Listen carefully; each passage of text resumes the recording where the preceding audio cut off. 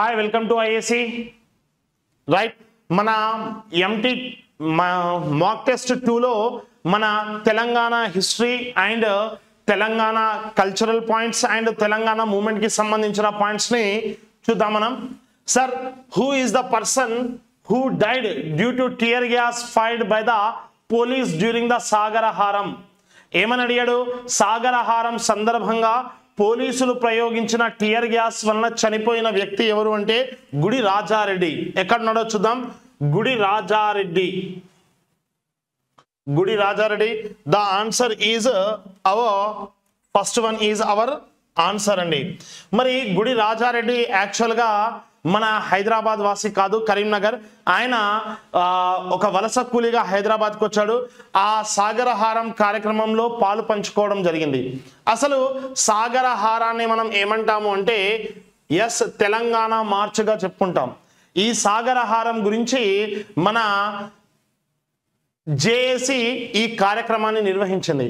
అప్పటి జేఏసీ యొక్క చైర్మన్ అయిన ప్రొఫెసర్ కోదండరామ్ గారు జూలై 7 ఓకే రైట్ జూలై 7 ఏమని చెప్పారు అంటే మనము సెప్టెంబర్ 30న తెలంగాణ మార్చ్ నిర్వహించబోతున్నాము అని డిక్లరేషన్ ఇచ్చాడు. ఈ సాగరహారం నిర్వహించడానికి కారణం ఏంది అంటే కేంద్ర ప్రభుత్వం, అప్పుడు ఉన్నటువంటి కేంద్రంలో ఉన్నటువంటి ప్రభుత్వం యూపీఏ గవర్నమెంట్ అంటే కాంగ్రెస్ గవర్నమెంట్ ఏమని చెప్తుంది అంటే తెలంగాణ ఇస్తామని మనకు రైట్ కేసీఆర్ గారు ఆమరణ నిరాహార దీక్ష చేసిన తర్వాత వారి యొక్క డిసిషన్ని చెప్పడం జరిగింది.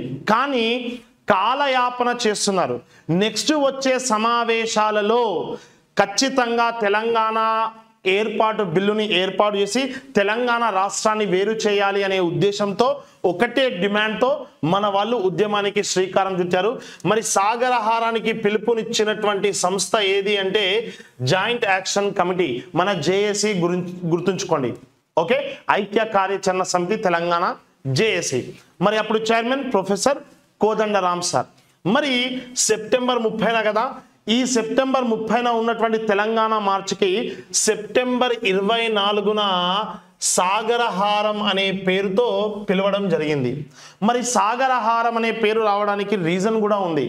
యాక్చువల్గా దీన్ని ఎక్కడ నిర్వహించాలనుకున్నారంటే సెప్టెంబర్ 30న మన రైట్ ట్యాంక్ బండ్ పైన నిర్వహించాలనుకున్నారు. కానీ మన సెప్టెంబర్ 29 నాడు ఏముంది అంటే మన నిమజ్జనం ఉంది, గణేష్ నిమజ్జనం. అలాగే సెప్టెంబర్ 30 తర్వాత అక్టోబర్ 1 నాడు మన ఐక్య రాజ్య సమితికి సంబంధించిన ఒక సదస్సు నిర్వహించడం జరుగుతుంది.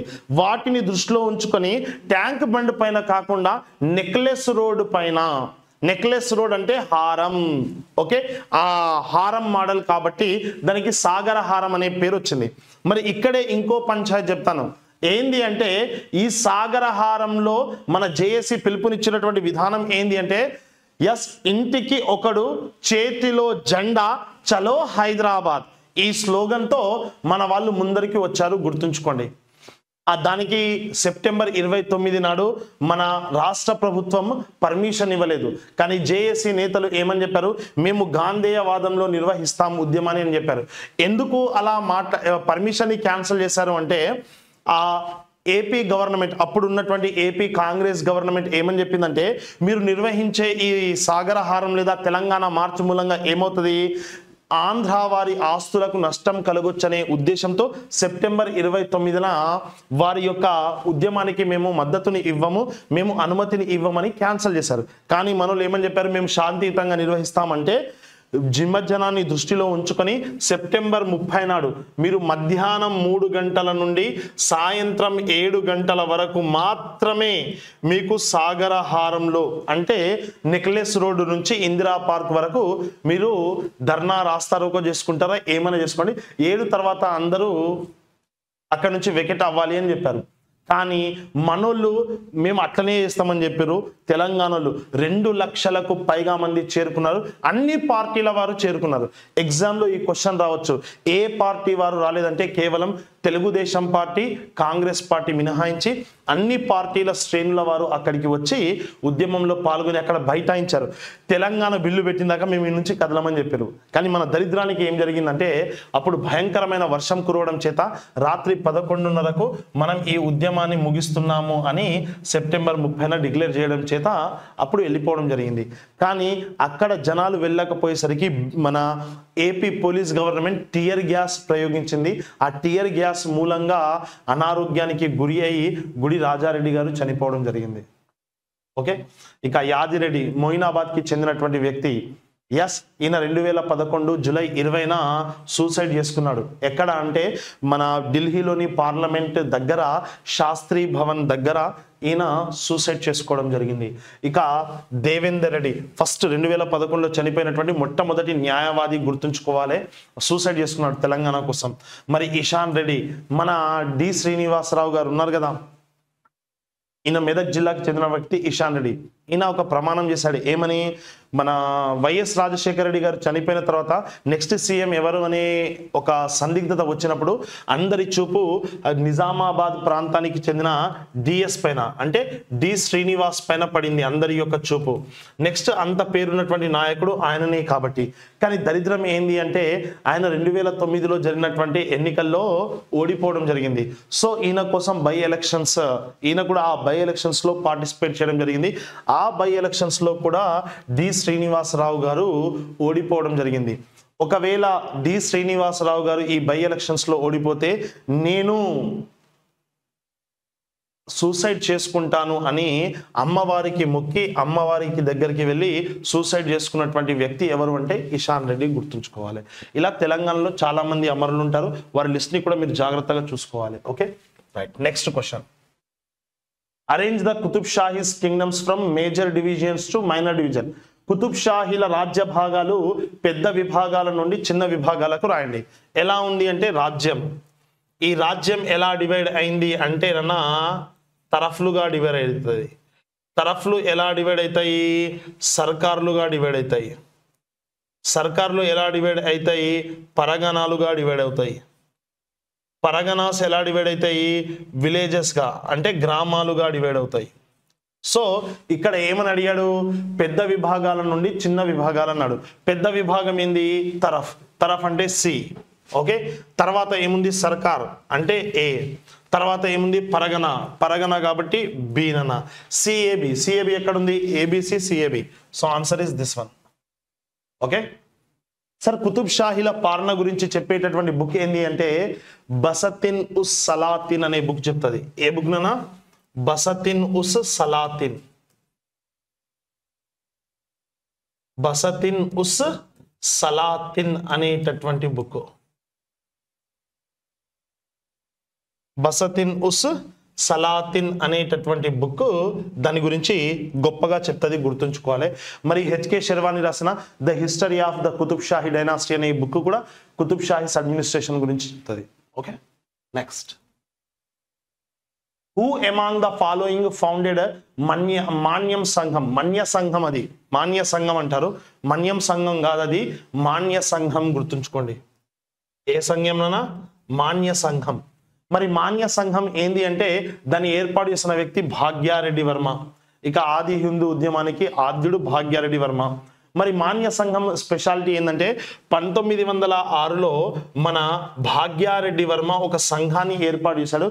దాన్ని జగన్ మిత్ర మండలి అంటారు. జగన్ మిత్ర మండలి. ఈ జగన్ మిత్ర మండలి ఏమైంది అంటే 1911లో మాన్య సంఘంగా డెవలప్ అయింది. ఏ సంఘంగా, మాన్య సంఘంగా డెవలప్ అయింది. మరి ఈ మాన్య సంఘమే 1922లో ఆది హిందూ సోషల్ సర్వీస్ లీగ్గా, ఆది హిందూ సోషల్ సర్వీస్ లీగ్ గా డెవలప్ అయింది, గుర్తుంచుకోండి. దాన్ని ఏర్పాటు చేసిన వ్యక్తి Bhagya Reddy Varma. So our answer is 2. Next, Which organization tried to take the Telangana movement to the masses of through social media? Telangana ఉద్యమాన్ని సోషల్ మీడియా ద్వారా ఏం చేయాలనుకున్నారు, ప్రజల్లోకి తీసుకెళ్లే ప్రయత్నం చేసినటువంటి సంస్థ ఏది అన్నారు, తెలంగాణ నెటిజన్స్ ఫోరం అనేది. ఓకే, సోషల్ మీడియాలో యాక్టివ్గా ఉంటూ తెలంగాణ జేఏసీ కానివ్వండి, తెలంగాణ ఉద్యమం కానివ్వండి, దాన్ని ప్రజల్లోకి తీసుకెళ్లాలంటే సోషల్ మీడియా ఉండాలనే ఉద్దేశంతో తెలంగాణ నెటిజన్స్ ఫోరం TNF అంటారు దాన్ని ఏర్పాటు చేయడం జరిగింది, గుర్తుంచుకోండి. Okay right. Next, match the date on which the key event in the Telangana movement took place. Sagaraharam, Singareni Yatra, Sadak బంద్, చలో అసెంబ్లీ. సాగరహారం చెప్పుకున్నాం మనం ఇంతకుముందే, 30th December 2012. So option 3 is our answer, గుర్తుంచుకోవాలి. నెక్స్ట్ వన్, సింగరేణి యాత్ర గుర్తుంచుకోవాలి. ఏ యాత్ర అన్నా, సింగరేణి యాత్ర 9th November 2011. So B4. Okay, Sadak Bandh ఎప్పుడన్నా అంటే 21 March 2013. Chalo assembly 14th June 2013. Right. మన జేఏసీ టిఆర్ఎస్ పార్టీ కలిసి నిర్వహించినటువంటి ఉద్యమాలు ప్రధానమైనవి, గుర్తుంచుకోండి. అందులో సాగరహారం ద మోస్ట్ ఇంపార్టెంట్, గుర్తుంచుకోవాలి. సో 3, 4, 2, 1 ఎక్కడుంది? The option 1 is the answer. Yes, what is that అన్న? Option 1 is our answer. Next question, from which country did Weber, who first brought out the book Gadha Saptashati, belong to, and who translated this book into Telugu? Gatha Saptashati అనే గ్రంథాన్ని మొదట వెలుగులోకి తెచ్చిన weber ఏ దేశానికి చెందినవాడు మరియు ఈ గ్రంథాన్ని తెలుగులో అనువదించిన వారు ఎవరు అంటే రాళ్లపల్లి అనంత కృష్ణ శాస్త్రి లేదా కృష్ణమూర్తి అనే పేరుతో పిలుస్తాం. ఆయన తెలుగులో అనువదించాడు. ఇక్కడ ఉంది చూడండి. మరి వెబర్ అనేవాడు ఏ దేశానికి చెందినవాడు? జర్మనీ దేశానికి చెందినవాడు. గాథా సప్తశతి ఏ భాషలో ఉంది అంటే అర్ధమాగాది పైశాచిక భాష. దాన్ని రాసినటువంటి వ్యక్తి హాలుడు, గుర్తుంచుకోవాలి. అందులో 700 శృంగార కావ్యాలతో రాశారు. అది గుప్తుల యొక్క పరిపాలన, అడ్మినిస్ట్రేషన్ మరియు వారి యొక్క సిస్టమ్ని తెలియజేస్తుంది. ఏ బుక్ నానా అంటే మన తోపరైనటువంటి యాస్ ఏది గాథా సప్తశతి అనే book. Next one, identify the correct statements among the following. Sir, క్రింది వాటిలో సరైన వాక్యాలను గుర్తించండి అన్నాడు. మరి సరైన వాక్యాలు ఏంటి సార్ అంటే, రైట్, కోలము గిరిజన తెగనే మన్నేర్వార్లు అని పిలుస్తారు. Is a correct? Yes, it's correct నానా. రైట్. కోలము తెగలో భర్త చనిపోయినప్పుడు భర్త యొక్క సోదరుని వివాహం చేసుకునే దేవర వివాహం అనే ఆచారం ఉంది. ఇది కూడా కరెక్టా అంటే yes, this one also B correct.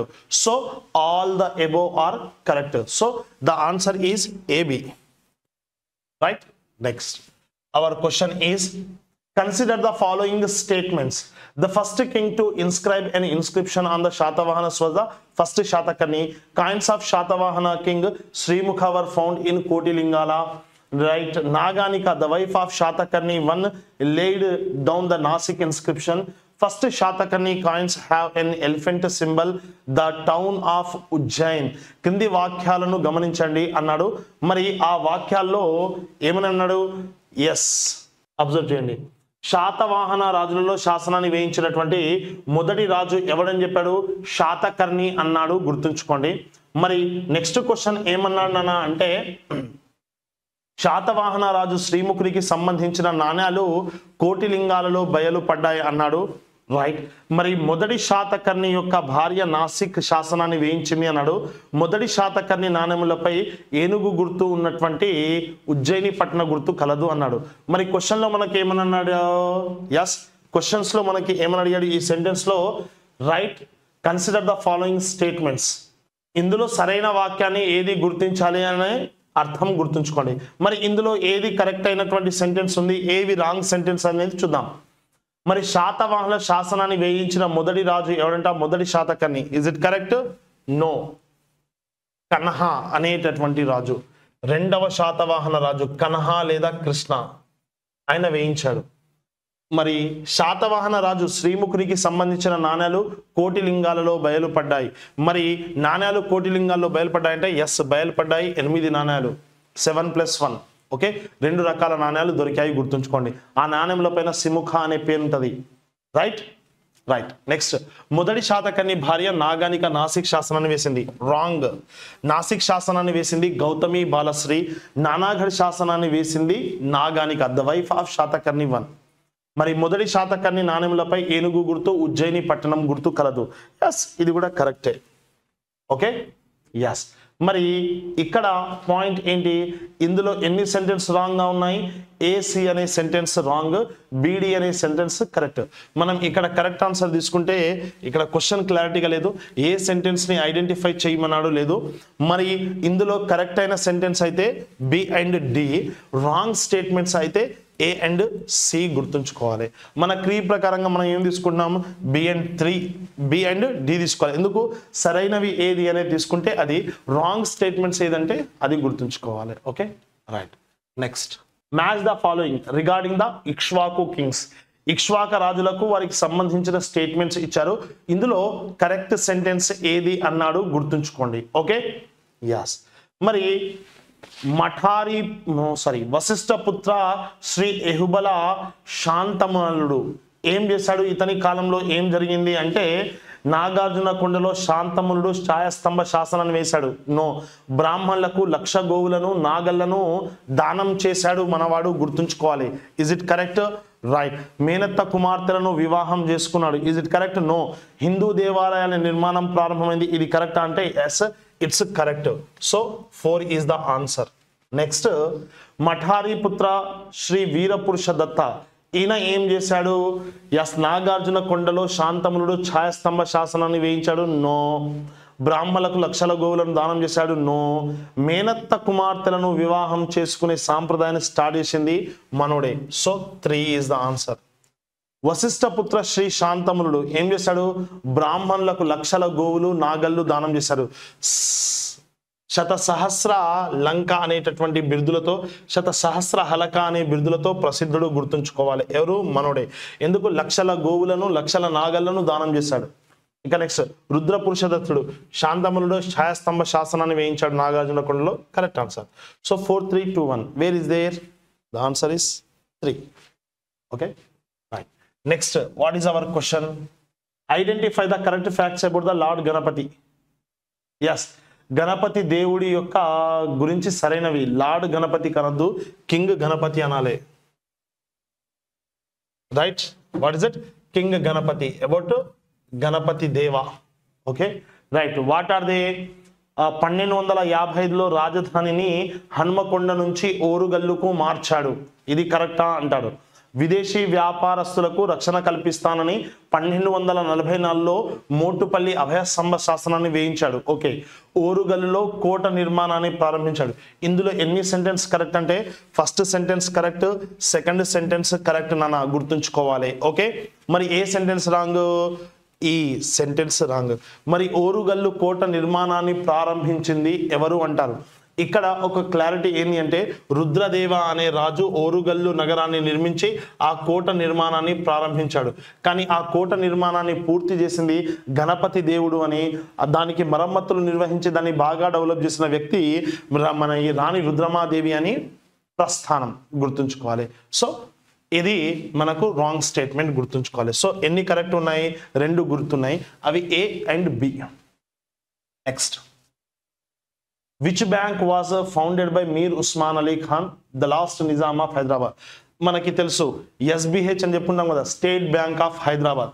అసలు యాక్చువల్గా స్టేట్ బ్యాంక్ ఆఫ్ హైదరాబాద్ని అసలు ఫస్ట్ ఏ పేరుతో పిలిచేవారంటే హైదరాబాద్ స్టేట్ బ్యాంక్గా పిలిచేవారు. హైదరాబాద్ స్టేట్ బ్యాంక్ ఎక్కడుంది? హియర్. ఓకే. ఈ HSB హైదరాబాద్ స్టేట్ బ్యాంక్ని తీసుకొచ్చి ఏం చేశారు? ఈ ఎస్ని తీసి హెచ్ని తీసుకొచ్చి లాస్ట్లో వేశారు, స్టేట్ బ్యాంక్ ఆఫ్ హైదరాబాద్ గా మార్చారు. ఇప్పుడు State Bank of Hyderabad SBI under లో ఉంది, గుర్తుంచుకోవాలి. Okay. Next, identify which of the following comments are correct. In 1930 Kotwal Venkat Ram Reddy was awarded the Raja Bahadur Award by the British. In 1931 Kotwal Venkat Ram Reddy was awarded Order of the British Empire by the Nizam. Sir ఈ 2 statements కూడా wrong అయ్యాయి. 1930లో కొత్వాల్ వెంకట్రామరెడ్డికి ఆంగ్లేయులు రాజా బహదూర్ అనే పురస్కారాన్ని ఇచ్చారు. ఆంగ్లేయులు కొత్వాల్ వెంకట్రామరెడ్డికి ఈ పురస్కారాన్ని ఇవ్వలేదు. ఎవరు ఇచ్చారు అంటే రాజా అనేటటువంటి బిరుదును ఇచ్చింది ఎవరు నాన్న అంటే మన రాజా బహదూర్ వెంకట్రామరెడ్డికి రాజా అనేటటువంటి టైటిల్ని ఇచ్చింది ఎవరు నాన్న అంటే కొత్వాల్ వెంకట్రామరెడ్డికి నిజాం రాజులు ఇచ్చారు. 1930లో కాదు 1921లో ఇచ్చారు. 1921లో నిజాం రాజు రాజా అనే బిరుదును రాజా బహదూర్ వెంకట్రామరెడ్డి అనే బిరుదును కొత్వాల్ వెంకట్రామరెడ్డికి ఇచ్చారు.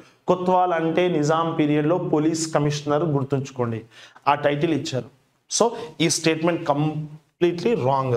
1931లో కొత్వాల్ వెంకట్రామరెడ్డికి Nizam order of the British empire పురస్కారాన్ని ఇచ్చాడు.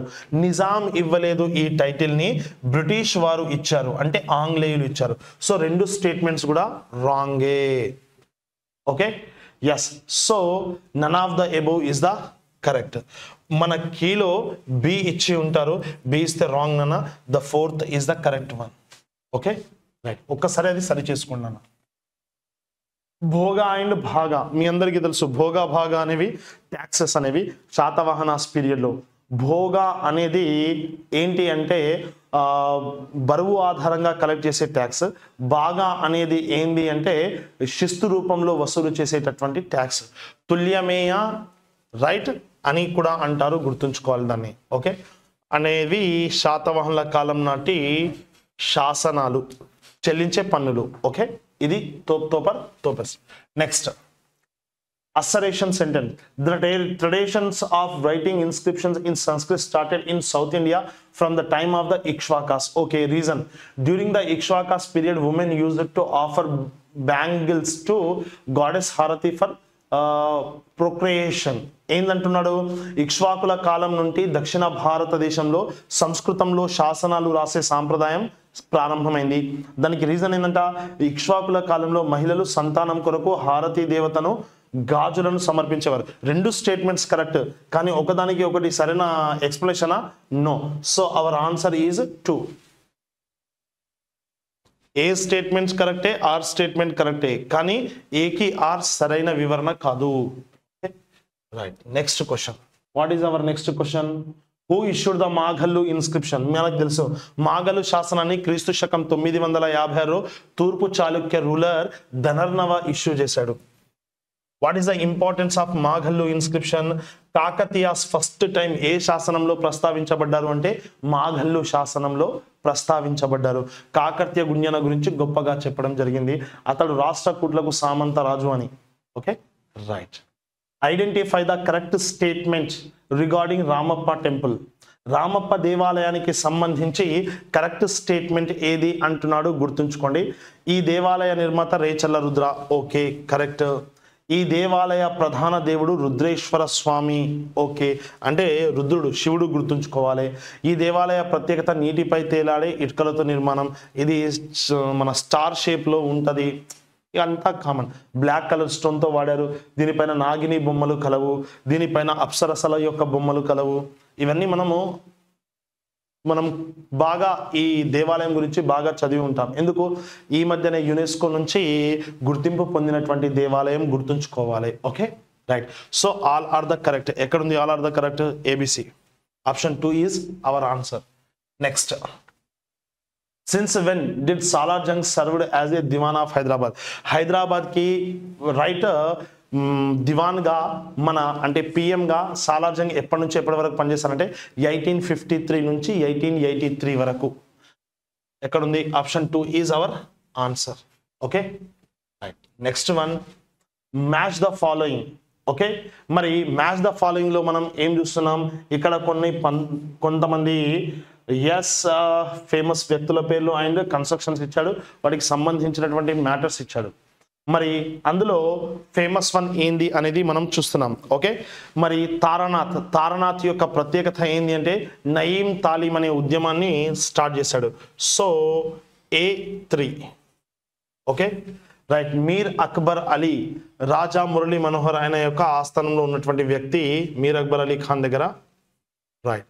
Next, Hindu social club. Hindu, ఒక్క నిమిషం నాన్న, రైట్. ఇక్కడ ఒకటి చిన్నది చూద్దాం మనం. ఇక్కడ రెండోది ఏంటి సార్ అంటే మీర్ అక్బర్ అలీ ఉన్నారు కదా, మీర్ అక్బర్ అలీ కాలంలో ఒక న్యూస్ పేపర్ సహఫీ అనే పత్రిక అనేది స్టార్ట్ అయింది, గుర్తుంచుకోవాలి. మరి హిందూ సోషల్ క్లబ్ అనేది రాజా మురళీ మనోహర్ అనేవారు స్టార్ట్ చేశారు. ఇది కూడా అదే టైం సేమ్ నిజాం పీరియడ్లోనే. ఉస్మానియా విశ్వవిద్యాలయం నిజాం మీర్ ఉస్మాన్ అలీ ఖాన్ ఎప్పుడున్నా అంటే 1918లో. సో 3124 ఎక్కడుంది? 3124 option 1 is our answer. Next, where was the battle between the Kakatiya arms and Sammakka son Jampanna? Kakatiya సైన్యాలకు మరియు సమ్మక్క కుమారుడికి జంపన్నకి మధ్య యుద్ధం ఎక్కడ జరిగింది? దయ్యాలమడుగు, ముజ్జంపల్లి, మంచుకొండ, ధర్మవరం. దయ్యాలమడుగు, దాన్ని జంపన్న వాగుగా చెప్పుకుంటాం, గుర్తుంచుకోండి. ఓకే, ఇక మ్యాటర్లోకి వస్తే అబ్జర్వ్ చేయాల్సిన విషయాలు. Where was the battle between the Kakatiya armies and Sammakka sons Jampanna? Kakatiya సైన్యాలకు మరియు సమ్మక్క కుమారుడు జంపన్నకి మధ్య యుద్ధం ఎక్కడ జరిగింది అంటే దయ్యాలమడుగు అనే ప్లేస్లో జరుగుతుందన్న. ఈ దయ్యాలమడుగునే మనం జంపన్న వాగుగా చెప్పుకుంటాం. ఆ జంపన్న వాగునే మన ఆ సంపెంగ వాగు ఉంటుంది. ఆ సంపెంగ వాగు దగ్గర ఒక చిన్న ఏరియానే దయ్యాలమడుగుగా చెప్తారు లోకల్లో. ఆ దయ్యాలమడుగునే ఆ సమ్మక్క సారక జాతర సమయంలో జంపన్న వాగుగా చెప్తారు. ఎందుకంటే కాకతీయ సైనికులు దుర్మార్గుల చేతిలో చావడం కన్నా సూసైడ్ చేసుకోవడం బెస్ట్ అని ఆ దయ్యాలమడుగులో దూకి అతను ఆత్మహత్య చేసుకోవడం జరుగుతుంది. అది matter. Right. Next, which of the following, here the question is which of the following prediction is not correct? కింద నీయబడినటువంటి వాక్యాల్లో సరైనది కాదు ఏది అన్నాడు. Nizam Ali Khan, right, Nizam Ali Khan English East India కంపెనీతో సైనిక సహకార ఒప్పందం చేసుకున్నాడు. ఇది కరెక్టా అంటే yes, this one is correct. Okay, 1839లో హైదరాబాద్లో వహాబీ ఉద్యమం జరిగింది. ఇది కూడా కరెక్టే. 1854లో నిజాం మరియు English East India company Berar ఒప్పందంపై సంతకాలు చేశారు. 1853లో చేశారు, 1854 కాదు. సో ఈ స్టేట్మెంట్ రాంగ్. 1857 సిపాయి తిరుగుబాటు సమయంలో హైదరాబాద్ రెసిడెంట్ కల్నల్ డేవిడ్సన్. ఇది కూడా కరెక్టే. సో ఇన్కరెక్ట్ సెంటెన్స్ ఏది? 3. So our answer is 3. Next, assertion sentence. Mir Mahboob Ali Khan was a democratic ruler. Okay, during the reign of Mir Mehboob Ali Khan, the railways developed rapidly in Hyderabad kingdom. ఏమంటున్నాడు ఏ sessions లో? అసరేషన్ sentence లో మీర్ మహబూబ్ అలీ ఖాన్ ప్రజారంజక పాలకుడు. Okay, ఇది confirm, right answer. కారణం ఏంటంట, మీర్ మహబూబ్ అలీ ఖాన్ కాలంలో హైదరాబాద్ రాజ్యంలో రైల్వేలు శీఘ్రంగా అభివృద్ధి చెందాయి. రైల్వేలు శీఘ్రంగా అభివృద్ధి చెందే ప్రజారంజక పాలకుడు అవుతాడా? సెక్యులర్ రూలర్ అవుతాడా? నో. అన్ని మతాలను తీసుకొని వెళ్తే అతడు సెక్యులర్ రూలర్. అన్ని రంగాలను డెవలప్ చేస్తే అతడు ప్రజారంజక పాలకుడు. ప్రజలు హ్యాపీగా ఉండాలి. రైల్వేస్ నడిచినంత మాత్రాన ప్రజలు హ్యాపీగా ఉంటారా? No. So A and R are correct, but AR అనేది సరైన వివరణ కాదు, గుర్తుంచుకోవాలి. So option 2 is our answer. Next, who wrote the song సై సై గోపాల్ రెడ్డి నువ్వు నిల్చావు ప్రాణాలొడ్డి? సాయుధ పోరాటంలో అమరుడైన గొట్టిముక్కల గోపాల్ రెడ్డిపై సై సై గోపాల్ రెడ్డి నీవు నిలిచావు ప్రాణాలొడ్డి అనే పాటను రాసింది ఎవరు నానా అని మనకు క్వశ్చన్, గుర్తుంచుకోవాలి. దానికి ఆన్సర్ ఎవరు అంటే తిరువనగిరి రామాంజనేయ, గుర్తుంచుకోవాలి. తిరువనగిరి రామాంజనేయులు గారు ఆ గొట్టిముక్కల గోపాల్ రెడ్డి పైన సాంగ్ రాయడం జరిగింది. ఆయన కూడా మంచి విప్లవకారుడు, గుర్తుంచుకోవాలి. Okay, right. Next, which among the following is not a correct pair? క్రింద నీయబడిన వాక్యాలలో సరైన జత కానిది ఏది అన్నాడు. సరైనవి ఏంది, సరికానిది ఏంది అంటే మనకి ఇక్కడ ఆప్షన్స్ 4 ఇచ్చాడు. అందులో ఒకటి మాత్రమే కరెక్ట్ కాదు. ఫస్ట్ ఆన్సర్ చూద్దాం, దాని తర్వాత ఎక్స్ప్లెనేషన్ లోకి వెళ్దాం. ఓకే, ఫస్ట్ వన్, ఎల్లోరా గుహలు రాష్ట్రకూట పాలకులు కట్టారంట. ఇది కరెక్టా అంటే ఎస్, కరెక్ట్ స్టేట్మెంట్. మహాబలిపురంని పల్లవులు కట్టారా అంటే ఎస్, ఇది కూడా కరెక్ట్ ఆన్సరే. ఖజూరహో టెంపుల్స్ చందేలలు కట్టారు. చండాలులు కాదు, చందేల. చందేలులు కట్టారు. ఎస్, ఇది కూడా కరెక్టే. ఇవి మూడు కరెక్ట్ అయితే ఆటోమేటిక్గా ఏది కరెక్ట్ కాదు? ఎలిఫెంటా కేవ్స్ కరెక్ట్ కాదు. సో మనకు అడిగిన ఆన్సర్ ఏంటి? Among the following is not a correct pair in this below given which is not the correct statement అనా? కరెక్ట్ పేర్ అంటే the Elephanta caves which are constructed by the Mauryans. ఏదైతే మౌర్యులు నిర్మించారు Elephanta caves అన్నారో ఇది కరెక్ట్ కాదు. ఫస్ట్ దీని యొక్క ఎక్స్ప్లెనేషన్ చూసుకున్న తర్వాత మనం రైట్ మిగతా వాటి యొక్క ఎక్స్ప్లెనేషన్ పైన వెళ్దాం. Sir, Elephanta caves, who constructed the Elephanta caves? These Elephanta caves, ఈ ఎలిఫెంటా గుహలు ఎవరికి సంబంధించినవి అంటే కళింగాస్ కి సంబంధించినవి. Yes, Elephanta caves. సార్, కళింగులు మనం ఫేమస్ గా చెప్పుకుంటాం కళింగ చక్రవర్తి ఖరవేల అని. ఈ ఖరవేలకి సంబంధించినవి గుర్తుంచుకోండి. ఖరవేలుడు. సార్, ఖరవేల యొక్క గొప్పతనం ఏంటంటే మహామేఘ వాహన అనే బిరుదుతో ఫేమస్ ఖరవేలుడు. సార్, ఇతని యొక్క విజయాలు ఏ శాసనంలో ఉంటాయి అంటే హతిగుంఫా శాసనంలో ఉంటాయి. ఏ గుంఫా? హతిగుంఫా ఇన్స్క్రిప్షన్ లేదా హతిగుంఫా శాసనం అంటాము, గుర్తుంచుకోండి. మీ అందరికీ తెలుసు హతిగుంఫా శాసనం అనేదాన్ని ఎలిఫెంటా కేవ్ ఇన్స్క్రిప్షన్ అని కూడా అంటాం. ఎలిఫెంటా గుహా శాసనం అని కూడా అంటాము. ఎలిఫెంటా కేవ్ ఇన్స్క్రిప్షన్ అన్న అదే. ఇక్కడ ఇంకో పాయింట్ మోస్ట్ ఇంపార్టెంట్ గా చెప్పదలుచుకున్నాను. ఇందులో ఎవరి యొక్క విజయాలు ఉంటాయి? This inscription describes the victories of Kharavela. అది ఇందులో ఖరవేలుడి యొక్క విజయాల ప్రస్తావన ఉంటుంది. అది హతిగుంఫా శాసనం. క్లియర్? రైట్. మరి ఇక్కడ చెప్పాలనుకున్నటువంటి ఇంకో విషయం, ఖరవేలుడు శాతవాహనాస్ని కూడా డిఫీట్ చేస్తాడు. Satavahana ruler third king Satakarni 1 and 4th king Purnotsanga or Vedashri వీళ్ళిద్దరిని డిఫీట్ చేస్తాడు. ఆ విషయాన్ని గుర్తుంచుకోవాలి. అది తెలంగాణ హిస్టరీలో మాట్లాడతాం. Live it. ఖరవేల మహామేఘ వాహన అనే పేరుతో ఫేమస్. ఈయన జైన మతానికి చెందిన వ్యక్తి. జైన మతాన్ని డెవలప్ చేయడానికి జైన మత సమావేశాన్ని కూడా నిర్వహించాడు, గుర్తుంచుకోండి. Okay, is clear? ఇది ఎలిఫెంటా కేవ్ కి సంబంధించిన ఎక్స్ప్లెనేషన్. మరి మనము నెక్స్ట్ ఎక్స్ప్లెనేషన్ చూద్దాం. దేనికి సంబంధించింది? Ellora caves. Sir, Ellora caves construct చేసింది ఎవరు అంటే రాష్ట్రకూటాస్. మరి ఇందులో మొత్తం ఎన్ని దేవాలయాలకు సంబంధించిన గుహలు ఉన్నాయంటే 3 దేవాలయాలకు సంబంధించిన గుహలు ఉన్నాయి. సార్, ఎల్లోరా కేవ్స్ ఎక్కడ అంటే మహారాష్ట్ర, మనందరికీ తెలిసిందే. మరి ఆ 3 దేవాలయాలు ఏంది? 3 మతాలకు సంబంధించిన గుహాలయాలు ఏంది అంటే హిందూ మతానికి చెందిన గుహాలయాలు ఉన్నాయి, బౌద్ధ మతానికి చెందినటువంటి గుహాలయాలు ఉన్నాయి, జైన మతానికి చెందిన గుహాలయాలు ఉన్నాయి. హిందూ మతానికి సంబంధించినవి ఎన్ని అంటే 17, బౌద్ధ మతానికి సంబంధించి ఎన్ని అంటే 12, మరియు జైన మతానికి సంబంధించింది 5.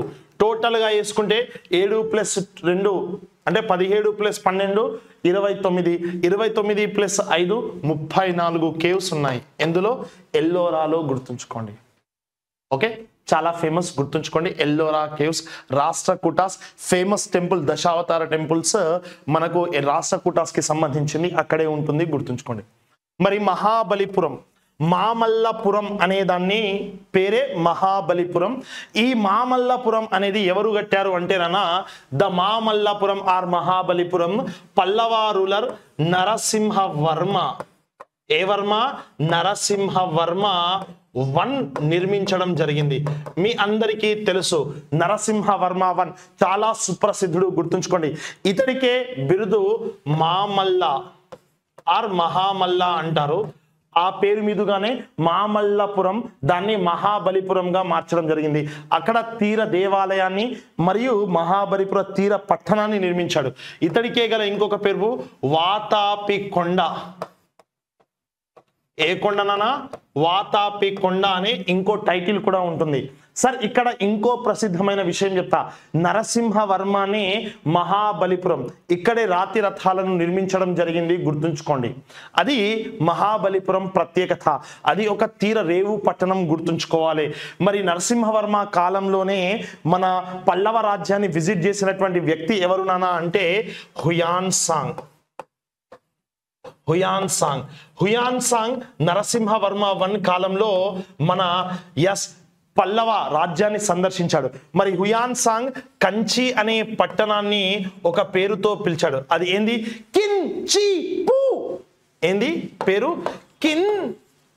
చీపు ఈ పేరుతో పిలవడం జరిగింది.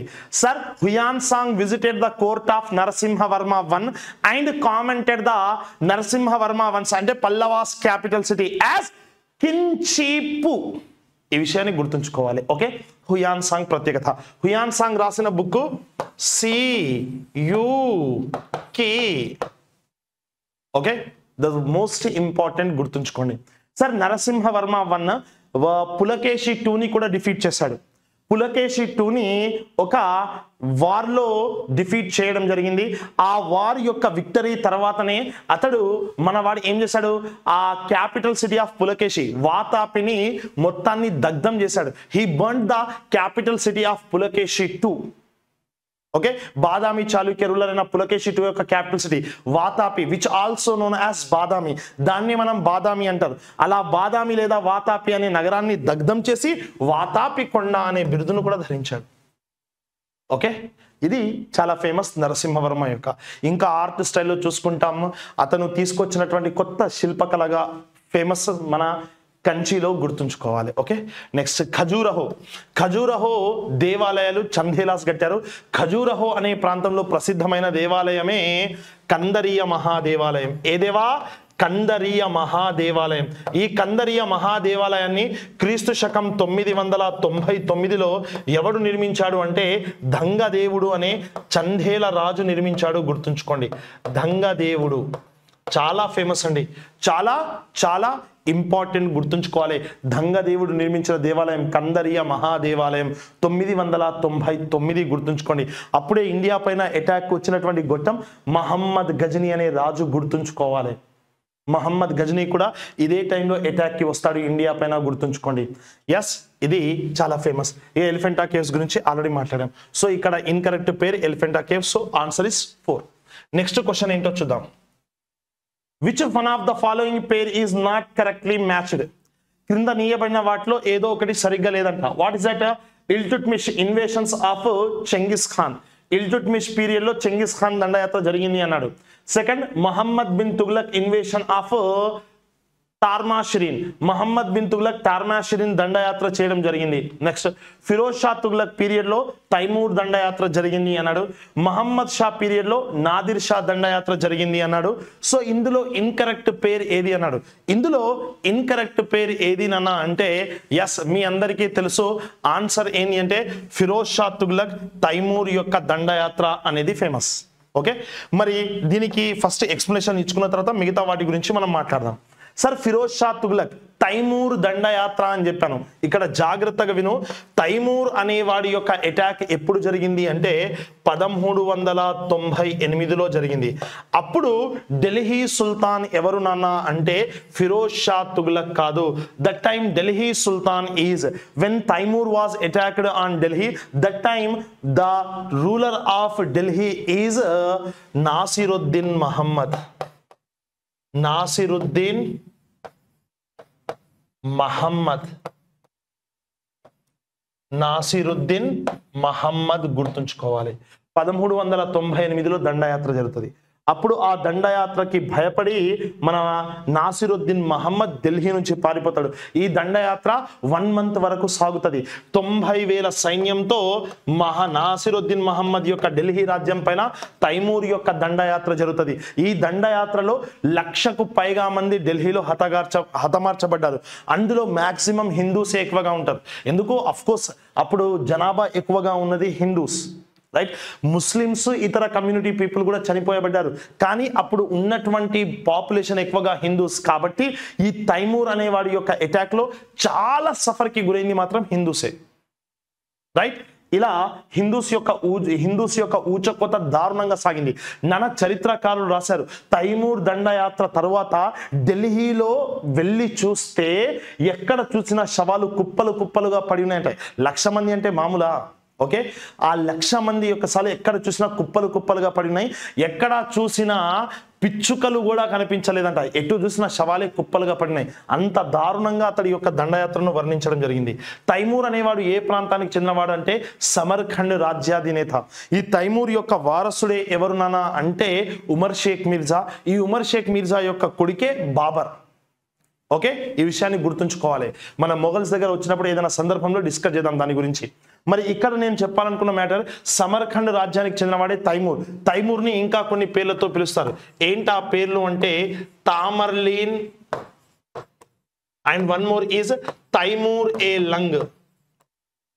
తైమూర్ ఏ లంగ్ అని కూడా పిలుస్తారు, గుర్తుంచుకోండి. ఓకే, మరి డైరెక్ట్ గా మన తైమూరే ఇండియా పైన అటాక్ వచ్చాడంటే నో. ఫస్ట్ అతను ఇండియా పైన అటాక్ కి తన మనవడైన పీర్ మహమ్మద్ ని పంపాడు. Before the invasion of Timur, the Timur is sended Pir Muhammad to attack on India. But Pir Muhammad యొక్క అటాక్ ని డిఫీట్ చేసింది ఎవరు నాన్న అంటే it was suppressed by one Indian ruler. That Indian ruler name is Dalchand. Pir Muhammad అనే Timur యొక్క మనవడి యొక్క దండయాత్రను అడ్డుకున్నది దాల్చంద్. ఈ దాల్చంద్ ఏ రాజ్యానికి రాజు అంటే దాల్చంద్ ఈజ్ ద కింగ్ ఆఫ్ చట్నీర్. కథం మనవడు ఓడిపోగానే తాత అయినటువంటి తైమూర్ అటాక్ కి వచ్చి దాల్చంద్ ని డిఫీట్ చేసి ఇండియాలోకి ఎంటర్ అయి ఢిల్లీని సర్వనాశనం చేసిన రాబాయ్. ఇది ఎప్పుడు జరిగింది? 1398. ఓకే, మరి ఇల్తుట్మిష్ హయాంలోనే చెంగిస్ ఖాన్ యొక్క అటాక్ జరిగిందన్న. ఎస్, చెంగిస్ ఖాన్ యొక్క అటాక్ జరిగింది. చెంగిస్ ఖాన్ మంగోల్ యొక్క ruler. The Genghis Khan is the, ఇక్కడ చూస్తే గెంగిస్ ఖాన్ అని చదవద్దు, చెంగిస్ ఖాన్ అని చదవాలి. Genghis Khan considered as the first monster on the earth. భూ ప్రపంచంలోనే మొట్టమొదటి నరరూప రాక్షసుడిగా చెంగిస్ ఖాన్ ని వర్ణిస్తారు, గుర్తుంచుకోండి. మరి చెంగిస్ ఖాన్ యొక్క ప్రత్యేకత ఏంటంటే మంగోల్ జాతికి చెందినవాడు, నరరూప రాక్షసుడు. వీడు తనకు కావలసిన ప్రతి ప్రాంతాన్ని జయించుకుంటూ వెళ్ళిపోయాడు రాబాయ్. చాలా సుప్రసిద్ధుడు. మంగోళ్ళలో అంత పవర్ఫుల్ పర్సన్ ఎవ్వడు లేడు, గుర్తుంచుకోండి. అయితే చెంగిస్ ఖాన్ నాన్న దండయాత్రని ఇల్తుట్మిష్ ఎస్కేప్ చేసుకున్నాడు. ఏమైంది అంటే జాగ్రత్తగా వినండి. ఈ మంగోల్ రాజు అయినటువంటి చెంగిస్ ఖాన్ ని ఒక గొట్టంగాడు ఎదిరిస్తాడు. ఆ గొట్టంగాడి పేరు ఏంది అంటే ఎస్ ఖ్వారాజాన్ పాలకుడు. ఓకే, ఎస్ ఖ్వారాజాన్ అనేటటువంటి పాలకుడు ఉంటాడు. ఖ్వారాజాన్ అనే రాజ్యానికి చెందిన రాజు. ఈ ఖ్వారాజాన్ అనే ప్రాంతానికి చెందిన రాజు చెంగిస్ ఖాన్ యొక్క అధికారాన్ని ధిక్కరిస్తాడు. ఆ గొట్టం పేరు ఏంటంటే జలాలుద్దీన్ మంగవార్ని. ఆ ఖ్వారాజాన్ పాలకుడు ఎవరు? జలాలుద్దీన్ మంగవార్ని. చెంగిస్ ఖాన్ అధికారాన్ని ధిక్కరిస్తే నా అధికారాన్ని ధిక్కరిస్తావా అని వాడిని వెంబడిస్తూ ఉంటాడు. ఈడు ప్రాణాలు కాపాడుకోవడానికి ఢిల్లీలోకి ఎంటర్ అవుతాడు. అప్పుడు ఢిల్లీ రాజు ఇల్తుట్మిష్ దగ్గరికి వచ్చి జలాలుద్దీన్ అంటాడు, you should be save me from the invasion of Genghis Khan. Then Iltutmish said that I can't support you, you should be leave immediately the Delhi. నువ్వు అతి తొందరగా ఢిల్లీని వదిలి వెళ్ళిపో, నేను నీకు హెల్ప్ చేయలేనని చెప్పిండు. కథం జలాలుద్దీన్ మంగబార్ని ఢిల్లీలో నుంచి అటునుంచి ఆఫ్ఘనిస్తాన్ సైడ్ జంపు జిలానీ. అయితే ఈ జలాలుద్దీన్ మంగబార్నికి సపోర్ట్ చేయలేదని చెంగిస్ ఖాన్ ఢిల్లీ సైన్యం యొక్క పవర్ తెలిసి అప్పటికే కొత్త కొత్త సైన్యం అనేది రిక్రూట్ చేసుకున్నాడు. ఎవడు? ఇల్తుట్మిష్ తీసుకొచ్చిన సిస్టమే ఆర్మీలో ఇక్తా సిస్టమ్. దాని మూలంగా ఆర్మీ చాలా పవర్ఫుల్ గా తయారైంది. సో ఆ విషయం గమనించినటువంటి చెంగిస్ ఖాన్ రిస్క్ తీసుకోవద్దనే ఉద్దేశంతో ఇతను నా యొక్క భయంతో కలిగి ఉన్నాడు కాబట్టి, నా శత్రువుకి సపోర్ట్ ఇవ్వలేదు కాబట్టి, ఆశ్రయం ఇవ్వలేదు కాబట్టి ఎటువంటి అటాక్ చేయకుండా వెళ్ళిపోయాడు. నిజంగా చెప్తున్నాను, ఆ రోజు ఇల్తుట్మిష్ గనక చెంగిస్ ఖాన్ యొక్క ఎనిమి అయిన జలాలుద్దీన్ మంగబార్నికి హెల్ప్ చేసి ఉంటే మేబీ నేను అనుకున్నా, ఇది నా వ్యక్తిగత అభిప్రాయం, ఈ రోజు మనం చదువుకోవడానికి ఢిల్లీ సుల్తాన్ అనే చాప్టర్ ఉండేది కాదేమో, ఈ ఇల్తుట్మిష్ తోనే ఎండ్ అయ్యేదేమో నాకు అనిపిస్తుంది. అంత నలరూప రాక్షసుడు వీడు చెంగిస్ ఖాన్. కాలకేయుల కంటే అరవీర భయంకరుడు వీడు. ఏదైనా ఒక రాజ్యం పైన దండయాత్రకు వెళ్తే తన అధికారాన్ని ధిక్కరించిన సైనికులందరినీ చంపేసి వాళ్ళ తలల్ని ఒక ప్యాలెస్ లాగా అమర్చించేవాడంట. మళ్ళీ వాటిని ఎగ్జామిన్ చేయడానికి, వాటిని అబ్జర్వ్ చేయడానికి వెళ్ళేవాడంట. వాడు వెళ్ళేటప్పుడు ఎవడు కూడా వాడితో పాటు వచ్చేవాడు కాదంట. ఎందుకు? ఏదైనా తలలో డిఫెక్ట్ అనిపిస్తే వచ్చిన వాళ్ళలో ఎవరైనా తలను నరికి అలా పెట్టేవాడేమో, అందుకే భయపడి వెళ్ళేవారు కాదు. అలా పుర్రెలతో కోటలు నిర్మించడం వీడికి సరదా అంట. నానా కొత్తగా మన చరిత్రకారులు ఏమని చెప్తున్నారంటే ప్రపంచ జనాభాలో 1% జనాభాకి వీడి DNA ఉండొచ్చు అని చెప్తున్నారు. అంత పెద్ద రస్కరాజా ఎవడు? చెంగిస్ ఖాన్, గుర్తుంచుకోవాలి. అంటే ప్రజెంట్ జనాభా ఏంటంటే మామూలు జనాభానా, 1% జనాభా అంటే వీడి డిఎన్ఏతో ఉందంటే వాడు ఎంత పెద్ద దుర్మార్గుడో ఆలోచించాలి ఇక. ఓకే, వీడి సమాధి కూడా ఎక్కడుందో తెలీదు. అయితే రీసెంట్గా మంగోలియాలో ఒక చోట నది కోసం త్రవ్వకాలు జరుగుతూ ఉంటే ఒక కేవ్ అనేది మన ఒక సమాధి అనేది బయలుపడ్డది. ఆ సమాధి చెంగిస్ ఖాన్దే అయి ఉంటుంది అని చరిత్రకారులు భావిస్తున్నారు. దానికి ప్రూఫ్ లేదనమాట. చెంగిస్ ఖాన్ సమాధి ఎక్కడుందో ఎవరికీ తెలియదు. ఒక నామినల్గా టోమ్ మాత్రమే కట్టుకున్నారు, కానీ ఎగ్జాక్ట్గా ఇది చెంగిస్ ఖాన్ సమాధి అని చెప్పడానికి లేదు.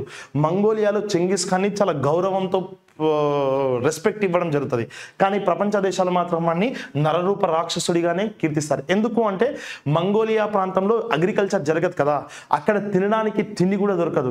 ఈ మంగోల్స్ ఏం చేసేవారు, పక్కనున్న రాజ్యాలలో హార్వెస్టింగ్ సీజన్ టైం అంటే పంటలు కోసే సమయంలో అక్కడ అటాక్ చేయడం, అక్కడి పంటల్ని దోచుకోవడం, వచ్చి ప్రజలకు పెట్టడం. అందుకే వీడు ఆ ప్రజలకు దేవుడిలాగా కనిపిస్తాడు, కానీ ప్రపంచ దేశాలకు నరరూప రాక్షసుడిగా కనిపిస్తాడు. Okay, leave it.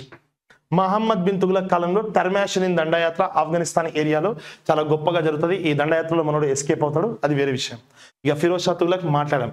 Mohammed Shah Nadir Shah యొక్క దండయాత్ర ఎప్పుడు 1739లో. ఎస్, ఈ మహమ్మద్ షా ఎవరు నాన్న అంటే మొఘల్ చక్రవర్తి. మహమ్మద్ షా పీరియడ్లో ఎస్ తైమూర్ సమర్ఖండ్ కదా, వీళ్ళు ఆఫ్ఘనిస్తాన్ ఏరియా నుంచి నాదిర్ షా అనేవారు అటాక్ వస్తారు. అప్పుడు ఒక ఫేమస్ యుద్ధమే జరుగుతుంది అన్న, అదే నార్నెల్ యుద్ధం లేదా కార్నాల్ యుద్ధం అంటారు, గుర్తుంచుకోండి. కార్నాల్ యుద్ధం జరుగుతుంది. ఈ యుద్ధం చాలా ఫేమస్, నార్నెల్గా కార్నాల్ యుద్ధంగా ఫేమస్. మహమ్మద్ షా ఓడిపోతాడు, నాదిర్ షా విన్ అవుతాడు. అప్పుడు మహమ్మద్ షా నాదిర్ షాకి అప్పచెప్పేది ఏంది అంటే నాన్న నెమలి సింహాసనం మరియు కోహినూర్ డైమండ్ని అప్పుడు అప్పచెప్తారు. ఆ కోహినూర్ డైమండ్ ఆఫ్ఘనిస్తాన్ నుంచి రంజిత్ సింగ్ తీసుకొని వస్తాడు, అది వేరే విషయం. ఇలా మనకి ఇక్కడ ఎక్స్ప్లెనేషన్లో మనకి ఇన్కరెక్ట్ సెంటెన్స్ ఏది అంటే Firoz Shah Tughlaq. So third is our answer. Okay, next one. Arrange the following events in chronological order. కింద నీయబడినటువంటి సంఘటనలను కాలానుక్రమంగా అమర్చండి అన్నాడు. ఫస్ట్ ఏమొచ్చింది, సెకండ్ ఏమొచ్చిందో తెలియాలి. చౌసా యుద్ధం మనందరికీ తెలుసు. చౌసా వార్ ఎప్పుడు జరిగింది, 1539లో జరిగింది Chausa war. Okay, yes. Haldi Ghati war ఎప్పుడు జరిగింది నాన్న, 1550 not 1550, listen carefully. Haldi Ghati war ఎప్పుడు జరిగింది నాన్న మనకి, ఎస్ 1576లో మనకి జరిగింది, గుర్తుంచుకోండి. పానీపట్ 2 వార్ ఎప్పుడు జరిగింది మనకు, 1556లో జరిగింది.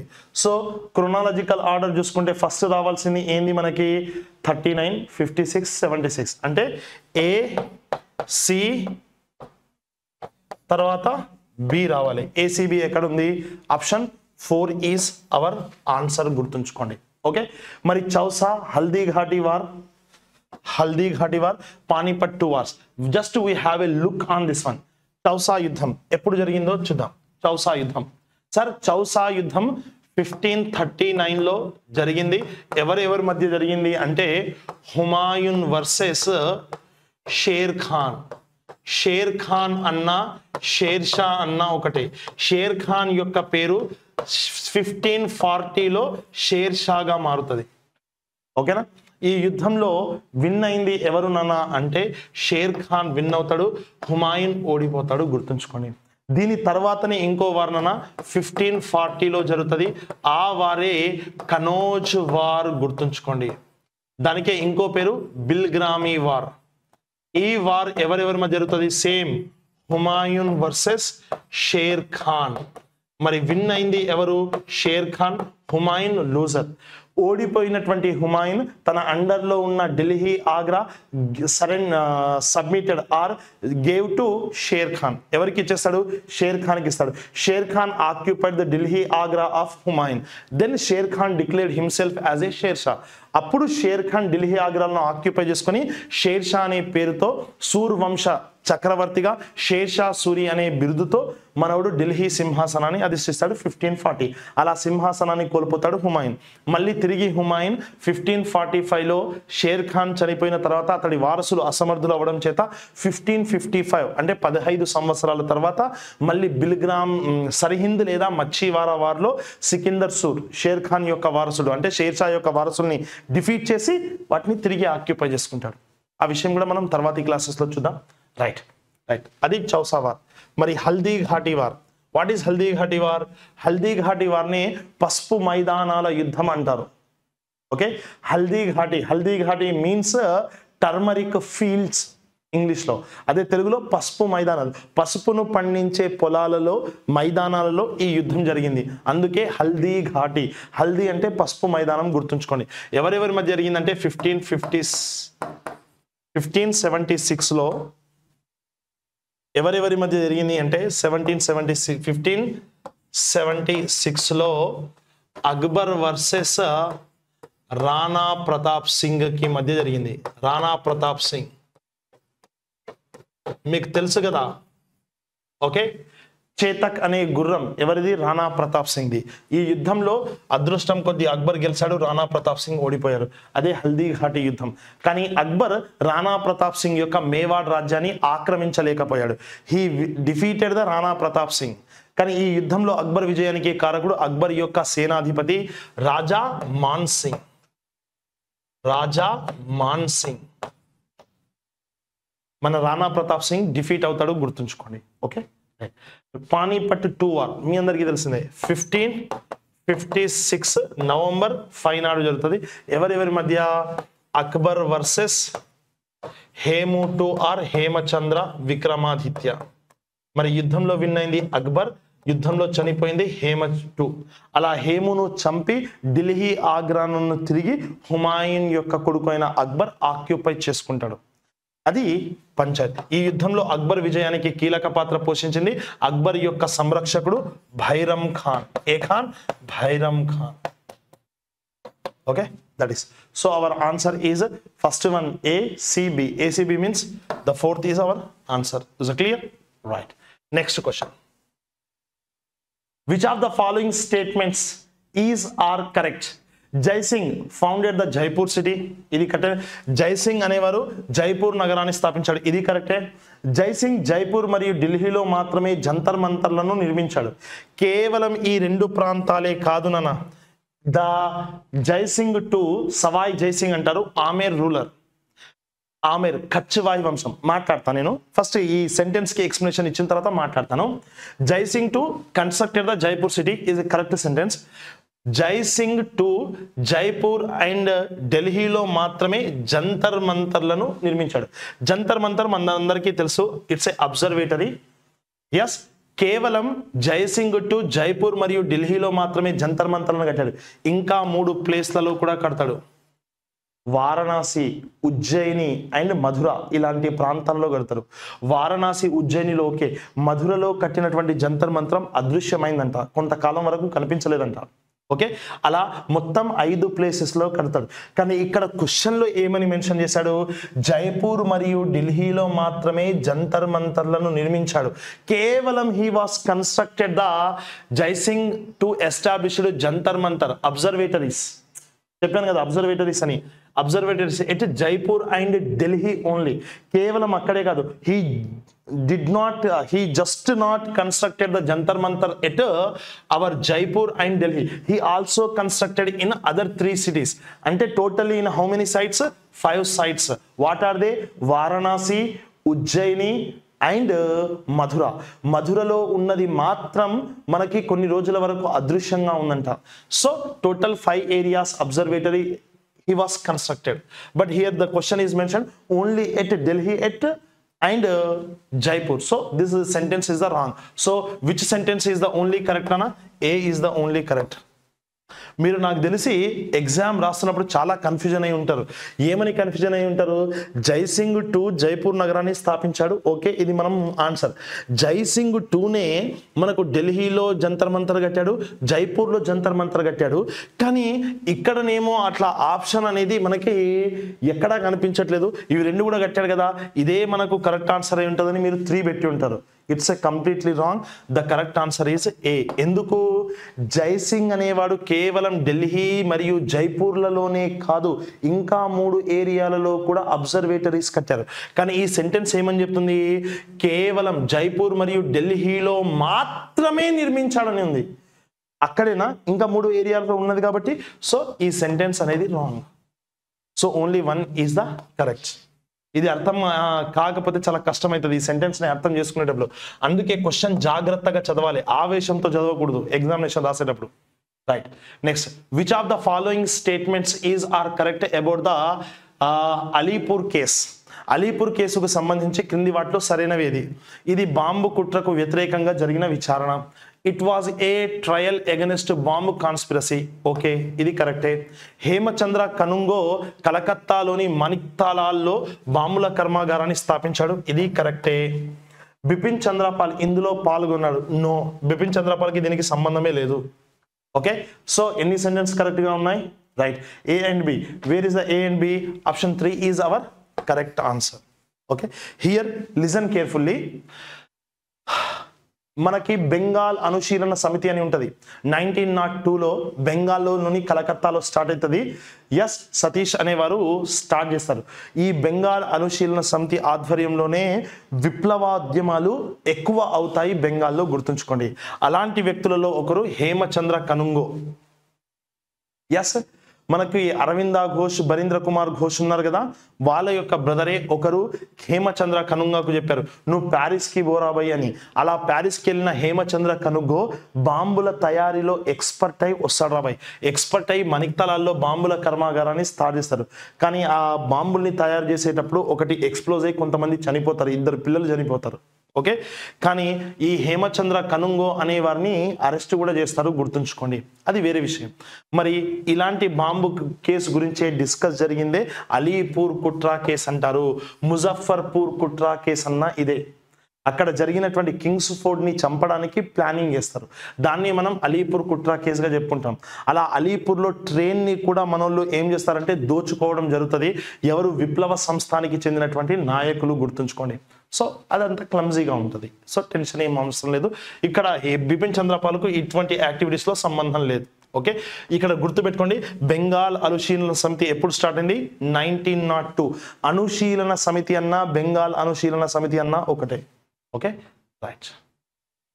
Next, which of the following pairs is or correctly matched? ఇక్కడ నీయబడిన జతల్లో సరిగ్గా జతపరచబడింది ఏది అన్నాడు. మరి చూద్దాం ఏది జతపరచబడిందో. ఓకే, ఫస్ట్ వన్, మొదటి కర్ణాటక యుద్ధం ప్యారిస్ అగ్రిమెంట్తో అయింది. It's a wrong pair. మూడవ కర్ణాటక యుద్ధం ఎక్స్లా చాపెల్ అగ్రిమెంట్, ఇది కూడా రాంగే. Second Anglo Mysore war Mangaluru agreement, it's okay. మొదటి ఆంగ్లో సిక్కు యుద్ధం Lahore It's a correct sentence. What it is, Nana? It's a correct sentence. Which one? Okay. Yes, Anglo-Mysore. And third second మొదటి Anglo Sikh యుద్ధం లాహోర్ ఒప్పందంతో end అయింది. ఇది కూడా కరెక్టే. So which are the correct one అన్నాడు. So the correct one is Mangaluru and Lahore. C means C and D. C and D where is there? The only 2 is the answer. మరి ఇక్కడ కర్ణాటక వార్స్ మీ అందరికీ తెలుసు, మొత్తం 3 కర్ణాటక వార్స్. జాగ్రత్తగా చూడు, కర్ణాటక వార్స్ ఎన్ని ఉంటాయినా? 3 ఉంటాయి. సరే చూద్దాం, కర్ణాటక వార్స్ ఎన్ని ఉన్నాయినా? 3. First one 1740, 1748 or 1744, 1748 and third year is 1746 to 1748. ఈ 3 ఇయర్స్ కూడా ఒకే దానికి. ఏ వార్? First Carnatic war. ఈ వార్స్ ఎవరి మధ్య జరిగాయి? Just British versus French. Winner is French, loser is British. The war is ended with the which agreement? ఏ సంధితో అగ్రిమెంట్ అయిపోతుంది? ఎక్స్ లా చాపెల్ అనే అగ్రిమెంట్ తో ఎండ్ అవుతుంది. ఇక్కడ క్వశ్చన్స్ అడిగితే ఎలా అడగొచ్చు అంటే, ఈ వార్ జరుగుతున్నప్పుడు కర్ణాటక కింగ్ ఎవరు? అన్వరుద్దీన్ ఖాన్. ఫ్రెంచ్ గవర్నర్ ఎవరు? డూప్లెక్స్ లేదా డూప్లే. బ్రిటిష్ గవర్నర్ ఎవరు అంటే ఎస్ బార్నెట్. ఈ వార్లో జరిగిన ఇంకో ఫేమస్ వార్ ఏది అంటే 1746 war, Adyar war.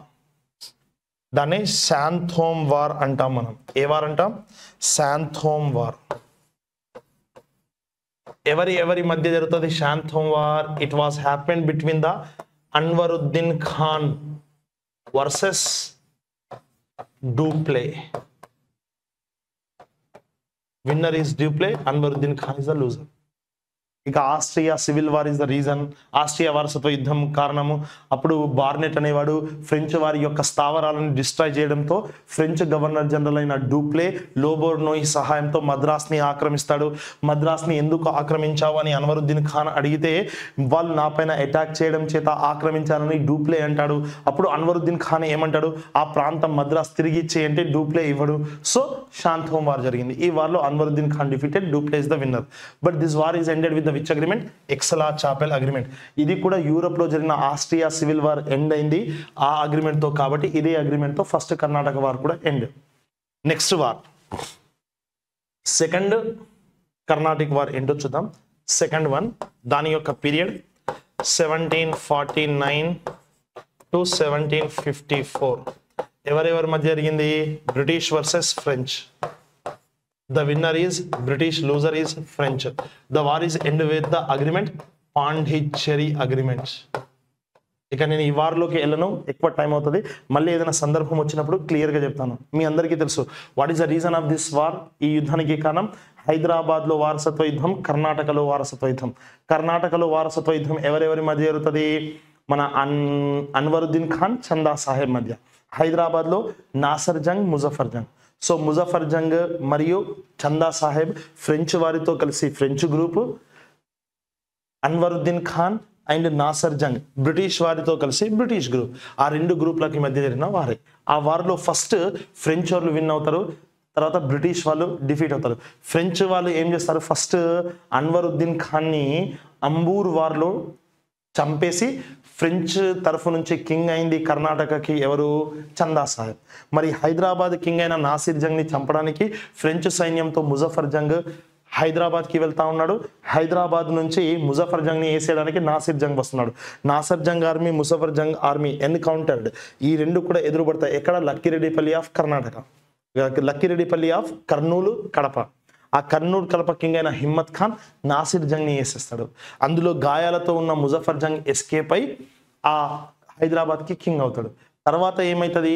Robert Clive Mohammed అలీతో కలిసి, ద సన్ ఆఫ్ అన్వరుద్దీన్తో కలిసి ఆర్కాట్ పైన అటాక్ చేసి చందా సాహెబ్ను చంపి కింగ్గా మహమ్మద్ అలీని పెట్టి, మహమ్మద్ అలీకి పెట్టిన పేరు వల్లజా. ఈ వార్లో మన చందా సాహెబ్కి హెల్ప్ చేయడానికి ముజఫర్ జంగ్ హైదరాబాద్ నుంచి వస్తూ ఉంటే లక్కిరెడ్డిపల్లి వద్ద వాడిని కూడా వేసేస్తారు. ఇది మనకి జస్ట్ స్టోరీ వైజ్గా ఉంటుంది, జాగ్రత్తగా చూసుకుంటే సరిపా. ఇక థర్డ్ వార్ ఏంది? 1756 to 1763 British versus French. Winner is British, loser is French. War ended with the agreement Paris agreements. Right? ఈ అగ్రిమెంట్స్ గురించే మనకు 2024 ఏపీ గ్రూప్ 2 ఎగ్జామ్లో అడిగాడు. Recently our AP government conducted the group 2 examination preliminary. అందులో ఈ సంధుల గురించే question frame అయింది, గుర్తుంచుకోండి. కాబట్టి జాగ్రత్త వార్స్ దగ్గర. Okay, right. Next one Karnataka wars అయిపోయింది. Anglo Mysore wars. 4 Anglo Mysore wars ఉంటాయి. వాటిని చాలా షార్ట్గా చెప్తాను చూడండి. 4 ఆంగ్లో మైసూర్ వార్స్. సింపుల్, ఇలానే లాజిక్గా చెప్తాను, స్టోరీలోకి వెళ్ళను, జాగ్రత్తగా చూడండి. టోటల్ 4. ఫస్ట్ వన్ ఎప్పటి నుంచి ఎప్పటి వరకు జరిగింది? 1767 to 1769. ఎవరెవరి మధ్య జరిగింది? Hyder Ali versus British governor general Warren Hastings. యాక్చువల్గా వారెన్ హేస్టింగ్ అనేవాడు ఇంకా గవర్నర్ జనరల్ కాల 1773లో అవుతాడు. అప్పుడు బ్రిటిష్ గవర్నర్గా ఉంటాడు, బెంగాల్లో ఒక ఆఫీసర్గా ఉంటాడు. మరి ఈ వార్లో విన్ అయింది Hyder Ali. War ended, defeat అయింది Warren Hasting. The war is ended with the which agreement అంటే మద్రాస్ అగ్రిమెంట్. మద్రాస్ ట్రీటీతో ఎండ్ అయింది. సెకండ్ వార్ ఎప్పుడు జరిగింది నాన్న అంటే 1782 1784. ఎవరెవరి మధ్య జరిగింది? Hyder Ali plus Tipu Sultan versus Warren Hastings. Winner is Warren Hasting. Hyder Ali first win అయి చనిపోతాడు, టిప్పు సుల్తాన్ పూర్తిగా ఓడిపోతాడు. ఓకే, మరి war ended with the which agreement? Mangalore agreement, Manglaur treaty.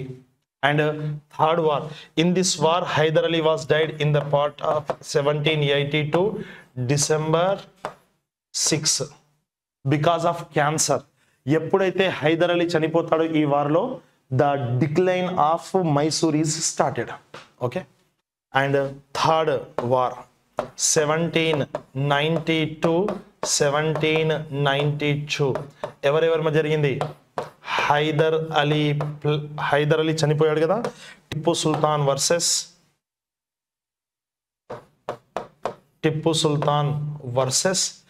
కారెన్ Wallis.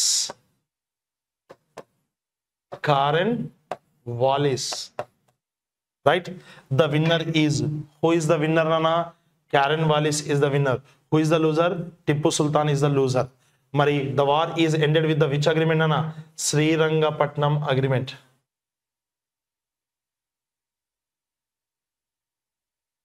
Srirangapatnam agreement. Okay, next one the fourth war. Fourth war ఎప్పుడు జరిగింది? 1799. The war is happen between the Tipu Sultan versus whom nana? Tipu Sultan versus the Lord Wellesley.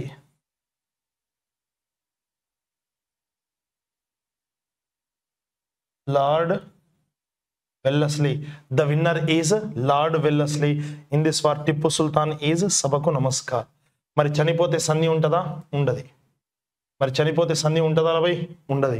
మరి అందుకే ఈ war అనేది మొత్తం మీద end. అలా టిప్పు సుల్తాన్స్ని చంపిన తర్వాత లార్డ్ వెల్లస్లీ మైసూర్ని ఆక్యుపై చేసుకుంటారు. మరి ఇక్కడ కోడ్ని గుర్తుంచుకోవాలి మనం. మద్రాసులో ఫస్ట్ లెటర్ మా, మంగళూరులో ఫస్ట్ లెటర్ మా, శ్రీరంగపట్నంలో శ్రీ, మామా శ్రీ. మన పురాణాల కాలంలో మహాభారత రామాయణంలో మనం సీరియల్స్ చూస్తూ ఉంటాం. అందులో మేనమామని ఏమని పిలుస్తారు? మామా శ్రీ అని పిలుస్తారు. మా ఫర్ మద్రాస్, మా ఫర్ మంగళూరు, శ్రీ ఫర్ శ్రీరంగపట్నం. మళ్ళీ ఈడ మీరు కన్ఫ్యూజన్ అవుతారు. ఏమని కన్ఫ్యూజన్ అవుతారు? సార్ మామా శ్రీ ఫస్ట్ మంగళూరు మద్రాస్ అని మళ్ళీ కన్ఫ్యూజన్ వస్తుంది. ఎట్లా సార్ గుర్తుపెట్టుకోవాలి? భయం ఎందుకు దండగా, మీ బాద్షా ఉండగా. చూడు, బాద్షా అనే గొట్టం మద్రాస్ నుండి శ్రీరంగపట్టణానికి వెళ్తున్నాడు. ఏ రోజున పోతున్నాడు? మంగళవారం పోతున్నాడు. ఎప్పుడు పోతున్నాడు? మంగళవారం. అంటే ఫస్ట్ మద్రాస్, తర్వాత శ్రీరంగపట్నం, మధ్యలో డే మంగళూరు, మంగళవారం. కథం అయిపోయి. డౌటా? క్లియరా? ఇది పంచాయతీ. ఇలా వార్స్ జరిగాయి. ఓకేనా? ఇక నెక్స్ట్ వార్ మనకి ఆంగ్లో మైసూర్ వార్. ఆల్రెడీ మనం మాట్లాడుకున్నాం 1845 1846లో. ఏ వార్ నానా అంటే ఎస్, మనకి ఆంగ్లో మైసూర్ వార్ 2 అనేది మనము మాట్లాడేసాం ఇంతకుముందే. కర్ణాటక వార్స్ మాట్లాడేసాం కాబట్టి ఆంగ్లో సిక్ 1845 1846లో ఆంగ్లో సిక్ వార్ 1 జరుగుతుంది. ఈ వార్ ఏ అగ్రిమెంట్తో ఎండ్ అవుతుంది అంటే లాహోర్ అగ్రిమెంట్ 1846లో జరుగుతుంది. ఈ లాహోర్ అగ్రిమెంట్ ప్రకారం సిక్కులు బ్రిటిష్ వారికి ఎంత మనీ ఇవ్వాలి అంటే 1.5 crores ఇవ్వాలి. అలాగే వాళ్ళు ఏం చేయాలి అంటే బ్రిటిష్ వారికి తమ ప్రాంతాన్ని అప్పగించడంలో సహాయపడాలి. కానీ ఈ లాహోర్ అగ్రిమెంట్ నచ్చక తర్వాత భైరావోల్ ఒప్పందం చేసుకుంటారు 1846. ఆ ప్రకారంగా బ్రిటిష్ వారికి నష్టపరిహారం ఇవ్వడంలో కాస్త సంజాయిషి జరిగింది. అంటే 1.5 crores కాకుండా 1 crore ఒప్పందం కుదిరింది. 50 లక్షల రూపాయలు అనేది నెట్ క్యాష్ ఇచ్చి 50 లక్షల రూపాయల విషయంలో వీరు కాశ్మీర్ని బ్రిటిష్ వారికి ఇస్తారు. బ్రిటిష్ వారు ఆ కాశ్మీర్ని 50 లక్షలకు గులాబ్ సింగ్ అనే రాజుకు అమ్మేస్తారు. ఓకే, తర్వాత ఏం జరుగుతుంది? మొదటి ఆంగ్లో సిక్ యుద్ధం ఎండ్ అవుతుంది. రెండో ఆంగ్లో సిక్ యుద్ధంలో బ్రిటిష్ వారు సిక్కులను ఓడిస్తారు. అప్పుడు సిక్కులకు రాణిగా ఉంటుంది రాణి జిందాల్. రాణి జిందాల్ యొక్క కొడుకే దిలీప్ సింగ్. ఈ దిలీప్ సింగ్ ఇక్కడే ఉంటే ఇక్కడ పంచాయత్ కుదరదని ఆ దిలీప్ సింగ్ ని బయటకు పంపిస్తారు దేశానికి, గుర్తుంచుకోవాలి. అది second Anglo Sikh war. Okay, ఇది ముఖ్యమైనటువంటి wars. Next one, here the question is consider the following pairs with references to the revolt of 1857. మరి 1857 తిరుగుబాటుకు సంబంధించి క్రింది జతలను పరిగణించండి అన్నాడు. ఆ పరిగణ ఏందో చూద్దాం. ఫస్ట్ వన్, ఓకే, ఢిల్లీలో తిరుగుబాటు చేసింది భక్త్ ఖాన్. ఇస్ దట్ క్లియరా? ఎస్, ఇది కరెక్ట్ వన్నే. రైట్. కాన్పూర్ నానా సాహెబ్ చేశాడా? ఇది కూడా కరెక్టే. అవధ్లో బేగం హజరత్ మహల్. అవధ్ అన్నా అయోధ్య అన్నా ఒకటే. అయోధ్య అన్నా ఒకటే, ఔధ్ అన్నా కూడా అదే. నెక్స్ట్, ఇది కూడా కరెక్ట్ ఆన్సరే. మరి ఝాన్సీలో తిరుగుబాటు చేసింది ఝాన్సీ లక్ష్మీబాయ్, కానీ ఇక్కడ హ్యూరోజ్ ఇచ్చాడు. The Hugh Rose is suppressed it. So ఇది కరెక్ట్ స్టేట్మెంట్ కాదు. మరి మనకు అడిగిన క్వశ్చన్ పైన ఇవ్వబడిన జతలో ఏది సరిగ్గా సరిపోయింది? In this below given which is the correct one? So ఇక్కడ ఎన్ని ఉన్నాయి? A B C is the correct. Where is the A B C? The option 3 is our answer, గుర్తుంచుకోవాలి. ఓకే, మరి ఇక్కడ పాయింట్ ఇంకా ఎగ్జామ్లో అడగడానికి అవకాశం ఉంటే, Bakht Khan rise the revolt in Delhi in support of whom. Bakht Khan ఎవరి యొక్క సపోర్ట్లో ఇక్కడ తిరుగుబాటును లేవదీశాడు అంటే, భక్త్ ఖాన్ అప్పుడు రాజు అయినటువంటి మొఘల్ చక్రవర్తి బహదూర్ షా 2కి సపోర్ట్లో చేశాడు. బహదూర్ షా 2 అనే మొఘల్ చక్రవర్తి యొక్క సపోర్ట్లో ఇక్కడ యుద్ధాన్ని చేశాడు. మరి ఈ జనరల్ భక్త్ ఖాన్ బహదూర్ షా యొక్క రివాల్ట్ని అణిచివేసింది ఎవరు అంటేనన్నా captain Hudson. Captain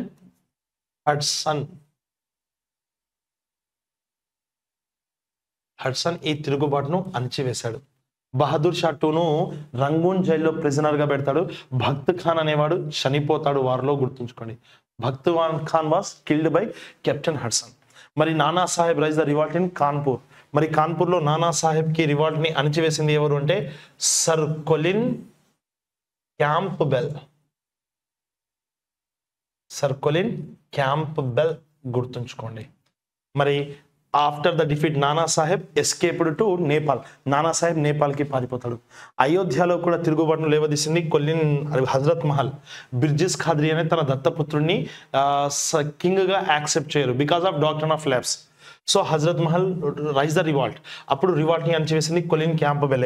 Hazrat Mahal after the defeat along with her adopted son she escaped to Nepal. ఆమె కూడా హజరత్ మహల్ కూడా ఓడిపోయిన తర్వాత మన నానా సాహెబ్ లాగానే నేపాల్కి పారిపోతుంది, గుర్తుంచుకోండి. నెక్స్ట్ ఝాన్సీ తిరుగుబాటు లేవదీసింది ఎవరు అంటే మన ఝాన్సీ లక్ష్మీబాయి. మరి లక్ష్మీబాయి యొక్క తిరుగుబాటును అణిచివేసింది హ్యూరోస్. అంతేకాదు లక్ష్మీబాయి ఈజ్ కిల్డ్. ఓకే, మరి నానా సాహెబ్కి లక్ష్మీబాయికి హెల్ప్ చేసిందే తాంతియ తోపే. ఆ తాంతియ తోపేని కూడా రాజా జైసింగ్ మాన్సింగ్ అనే పేర్లతో ఫేమస్ అయినటువంటి వ్యక్తి, అతని యొక్క అనుచరుడు తాంతియ తోపేను బ్రిటిష్ వారికి పట్టిస్తే బ్రిటిష్ వారు అతన్ని 1860, కొన్ని పుస్తకాలు 1859 అని చెప్తారు. ఆ 1859 ఆర్ 1860లో ఏప్రిల్ 18న ఆయన్ని ఉరితీసి చంపుతారు, గుర్తుంచుకోండి. ఇది matter. Which among the following is the correct set of the plays written by Harshavardhana in Sanskrit? క్రింది వాటిలో సంస్కృతంలో హర్షవర్ధన రాసిన నాటకాల్లో సరైనది ఏది? ఇదే బిట్ మనకి ఏపీ గ్రూప్ 2లో కూడా అడిగారు.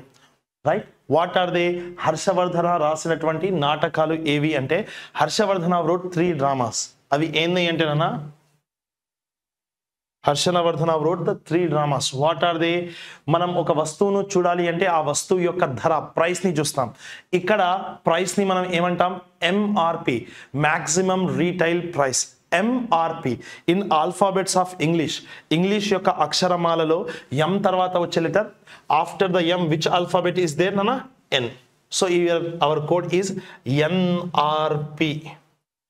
NRP. Harshavardhana wrote the dramas. What are they? NRP. N for Naganandam. Enandam? Naganandam.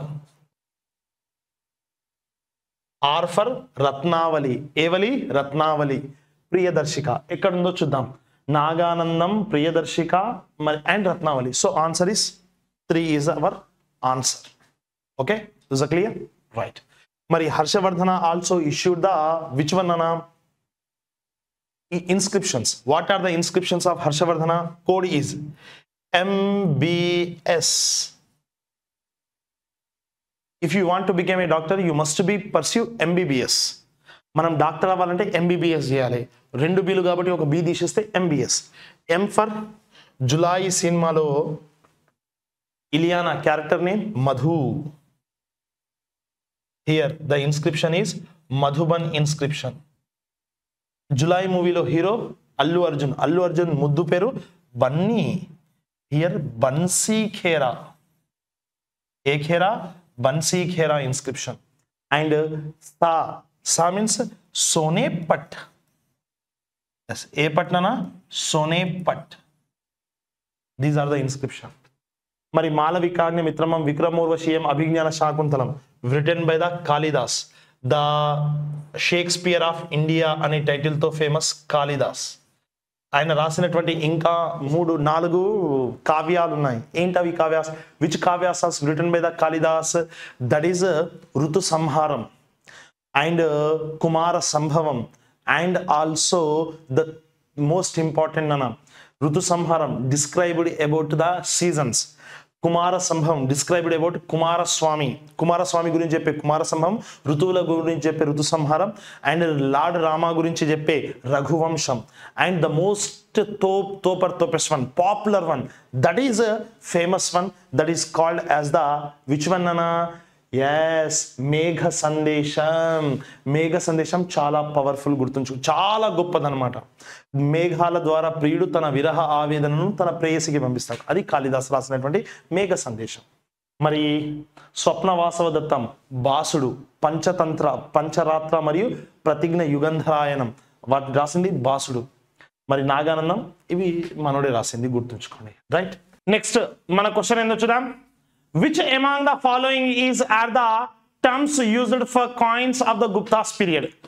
క్రింది వాటిలో గుప్తుల కాలం నాటి నాణాలకు ఉపయోగించే పదాలు ఏవి అన్నాడు. అందులో ఏ పదాలు ఉన్నాయో చూద్దాం. First one dinar. It's a gold coin, వాడతారు ఈ పేరు కూడా. డ్రామా, డ్రామా అనేది ఏముండదు రయ్యా, సినిమానా? ఓకే. రూపక, రూపక కాదు కానీ రూపిక అనేది ఉంటుంది, రూపిక. ఓకే, సో ఇది కూడా తీసుకుందాం. నెక్స్ట్ సువర్ణ, గోల్డ్ కాయిన్ ని సువర్ణ అని కూడా అంటారు. సో ఏసిడి ఎక్కడుంది? ఏసిడి ఏబి బిసి, మేబీ మనకి ఇక్కడ సి మిస్ అయి ఉంటుంది. So option 3 is our answer, ACD. ఒకసారి చూసుకున్నానా? ఏసిడి అనేది రూపక. యాక్చువల్గా స్పెల్లింగ్ అయితే రూపిక ఉండాలి, బట్ ఇక్కడ రూపక అనేది స్పెల్లింగ్ మిస్టేక్ పడి ఉండొచ్చు, ఏం అవసరం లేదు. రూపిక అంటే సిల్వర్ కాయిన్, వెండి నాణ్యం. గుప్తుల కాలంలో వెండి నాణ్యాన్ని రూపిక అన్నారు. గోల్డ్ కాయిన్ బంగారు నాణ్యం దీనార్. సువర్ణ అంటే కూడా గోల్డ్ కాయినే.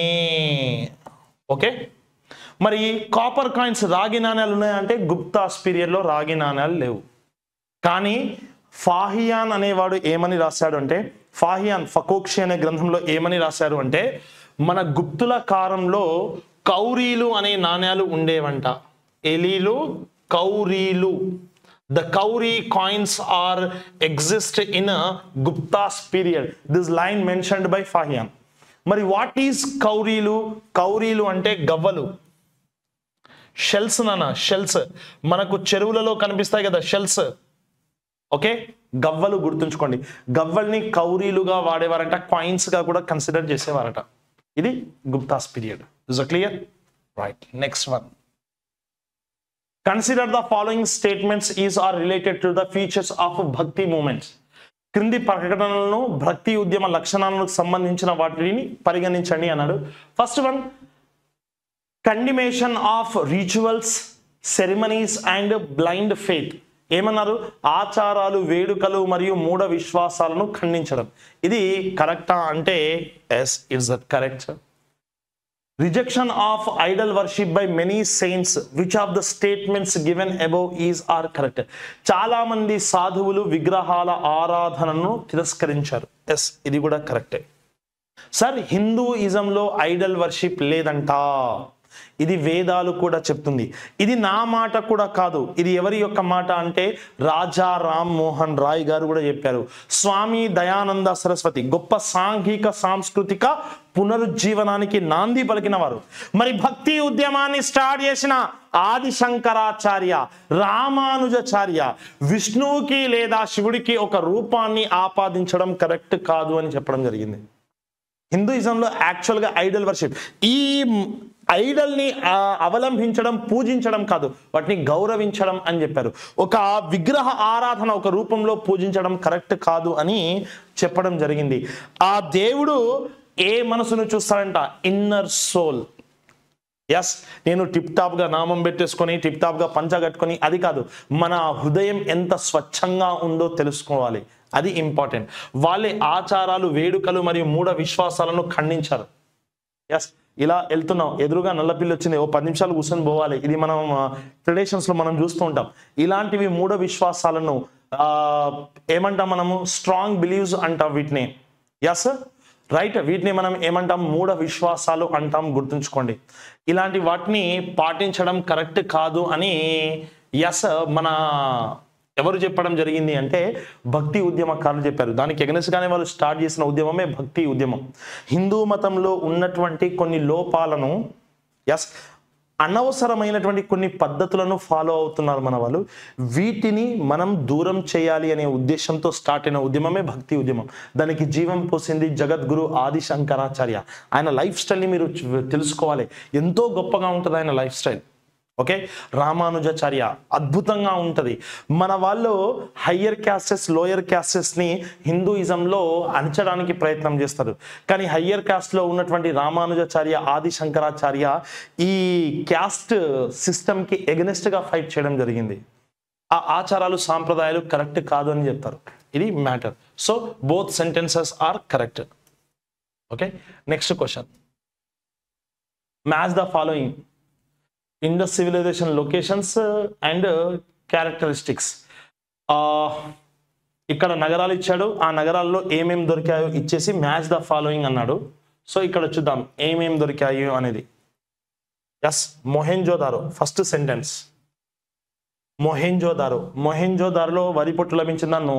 సింధు నాగరికతను కనుగొన్న మొదటి ప్రదేశం మొహెంజోదారో. సో ఏకి ఆన్సర్ ఏం రావాలి? 2 రావాలి. Okay, B Harappa.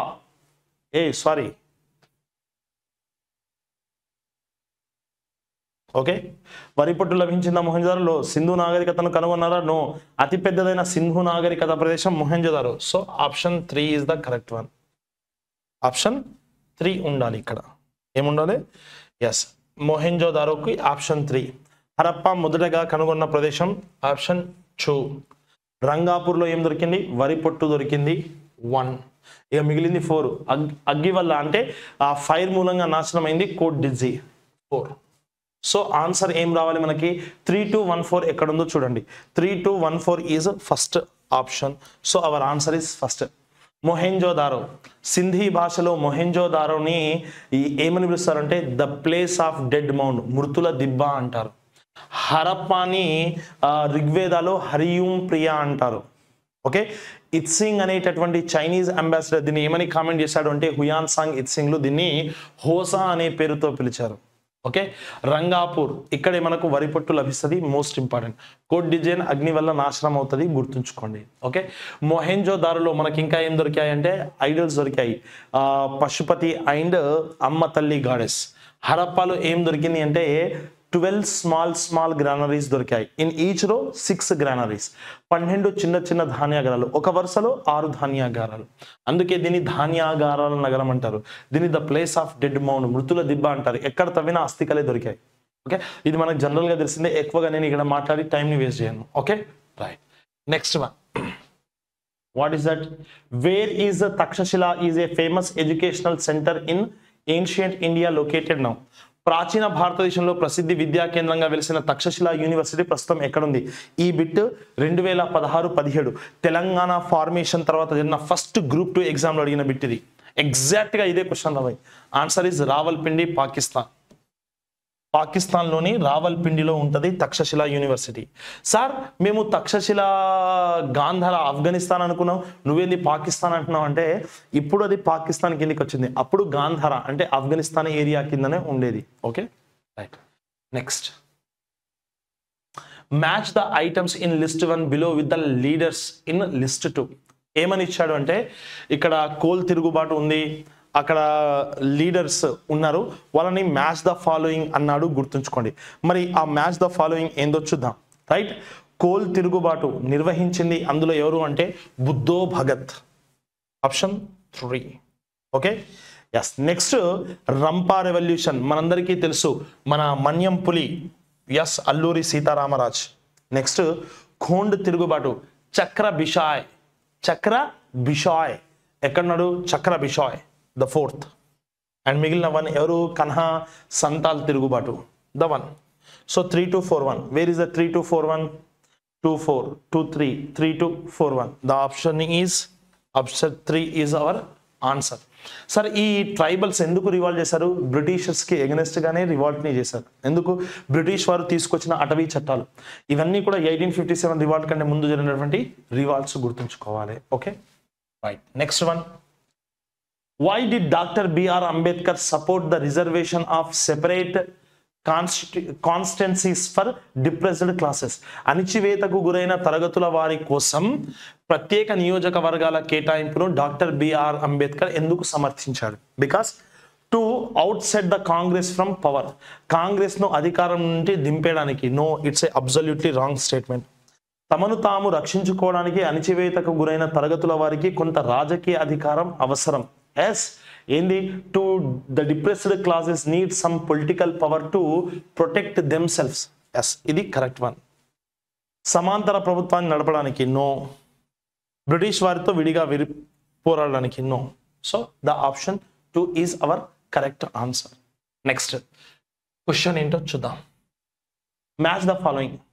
ఓకే, ఈ సమావేశాలు మనం చాలా సందర్భాల్లో ఎగ్జామినేషన్స్లో మనము చూస్తూ ఉంటాం. ఈ క్వశ్చన్స్ మనకు ఫ్రేమ్ అవుతూ ఉంటాయి. మరి దీన్ని నేను ఒక చిన్న చార్ట్ లాగా వేసి చెప్పడానికి ప్రయత్నం చేస్తా. ఓకే, ఈ సమావేశాలు మనందరికీ తెలిసిందే, నేను చెప్తా, డైరెక్ట్గా మనం మాట్లాడదాం. ఎస్, దీనికి సంబంధించినవి. రైట్, మొదటి సమావేశం, రెండవ సమావేశం, మూడవ సమావేశం, నాలుగో సమావేశం. చిన్నగా చెప్తాను దానికి కోడ్ చూడండి. యాక్చువల్గా కోడ్స్ అనేవి మనం క్లాస్తోనే చూస్తాం, కానీ నేను మీకు మన ఐఏఎస్సి ఆస్పిరెంట్స్కి నేను ఆన్లైన్లో అయినా సరే చెప్పడానికి ప్రయత్నం చేస్తా. What is that? చూడండి, 4 ప్లేసెస్ ఉంటాయి, 4 ప్రదేశాలు. ఓకే, ఆ ప్రదేశాలకు కోడ్ ఏంటంటే, కోడ్ మనకి కర్రీ లీవ్స్ ఉంటాయి, కరివేపాకు అంటాం. ఎస్, ఇక్కడ మనకు ఉండాల్సిన కోడ్ 4 ప్రదేశాలకు కోడ్ రావైపాకు. అంటే 4 సమావేశాలు సీక్వెన్స్ గా ఎక్కడెక్కడ జరిగాయి. రాజగృహము, రా అంటే రాజగృహం, వై అంటే వైశాలి, పా అంటే పాటలీపుత్రం, కు అంటే కుందలవనం. ప్రదేశాలకు కోడ్ ఇదే. మరి ఈ సమావేశాలు నిర్వహించిన రాజులు ఎవరు? అప్పుడు రాజులకి కోడ్ ఏంటంటే, మన ఇంట్లో మనకంటే పెద్ద సిస్టర్ ఉంది, ఆ సిస్టర్ని మనం ఏమంటాం? అక్క అంటాం. అక్క అనే పదంలో కా అనే అక్షరానికి కావత్తు ఉంది. ఆ కావత్తు రిమూవ్ చేస్తే ఏమొస్తుంది? ఆకా. ఆకా. ఆ అంటే అజాత శత్రువు, కా అంటే కాల అశోక, ఆ అంటే అశోక, కా అంటే కనిష్క. ఓకే, ఇలా 4 ఉంటారు. ఓకే, మరి ఇక్కడ మ్యాటర్లోకి వస్తే మనకి ఇక్కడ మనకు అడిగినటువంటి క్వశ్చన్ ఏంటో చూద్దాం. ఇక చూడండి. ఓకే, మన ప్రెసిడెంట్స్ కూడా లిస్ట్ ఇచ్చాడు కాబట్టి చూద్దాం. ప్రెసిడెంట్స్ లిస్ట్ మనకి అధ్యక్షులు, అధ్యక్షులకు కోడ్ ఏంటంటే మనకి మసాజ్ అనే వర్డ్లో ఫస్ట్ 2 లెటర్స్ మా సా. మా అంటే ఆన్సర్ మహాకాశ్యప, మహాకాశ్యప. సా అంటే సభాకామి. ఈయన అధ్యక్షులు. 3వ సమావేశానికి అధ్యక్షులు ఎవరునన్నా అంటే మన మొగలీపుత్ర తిస్సా. ఏ తిస్సా? మొగలీపుత్ర తిస్సా.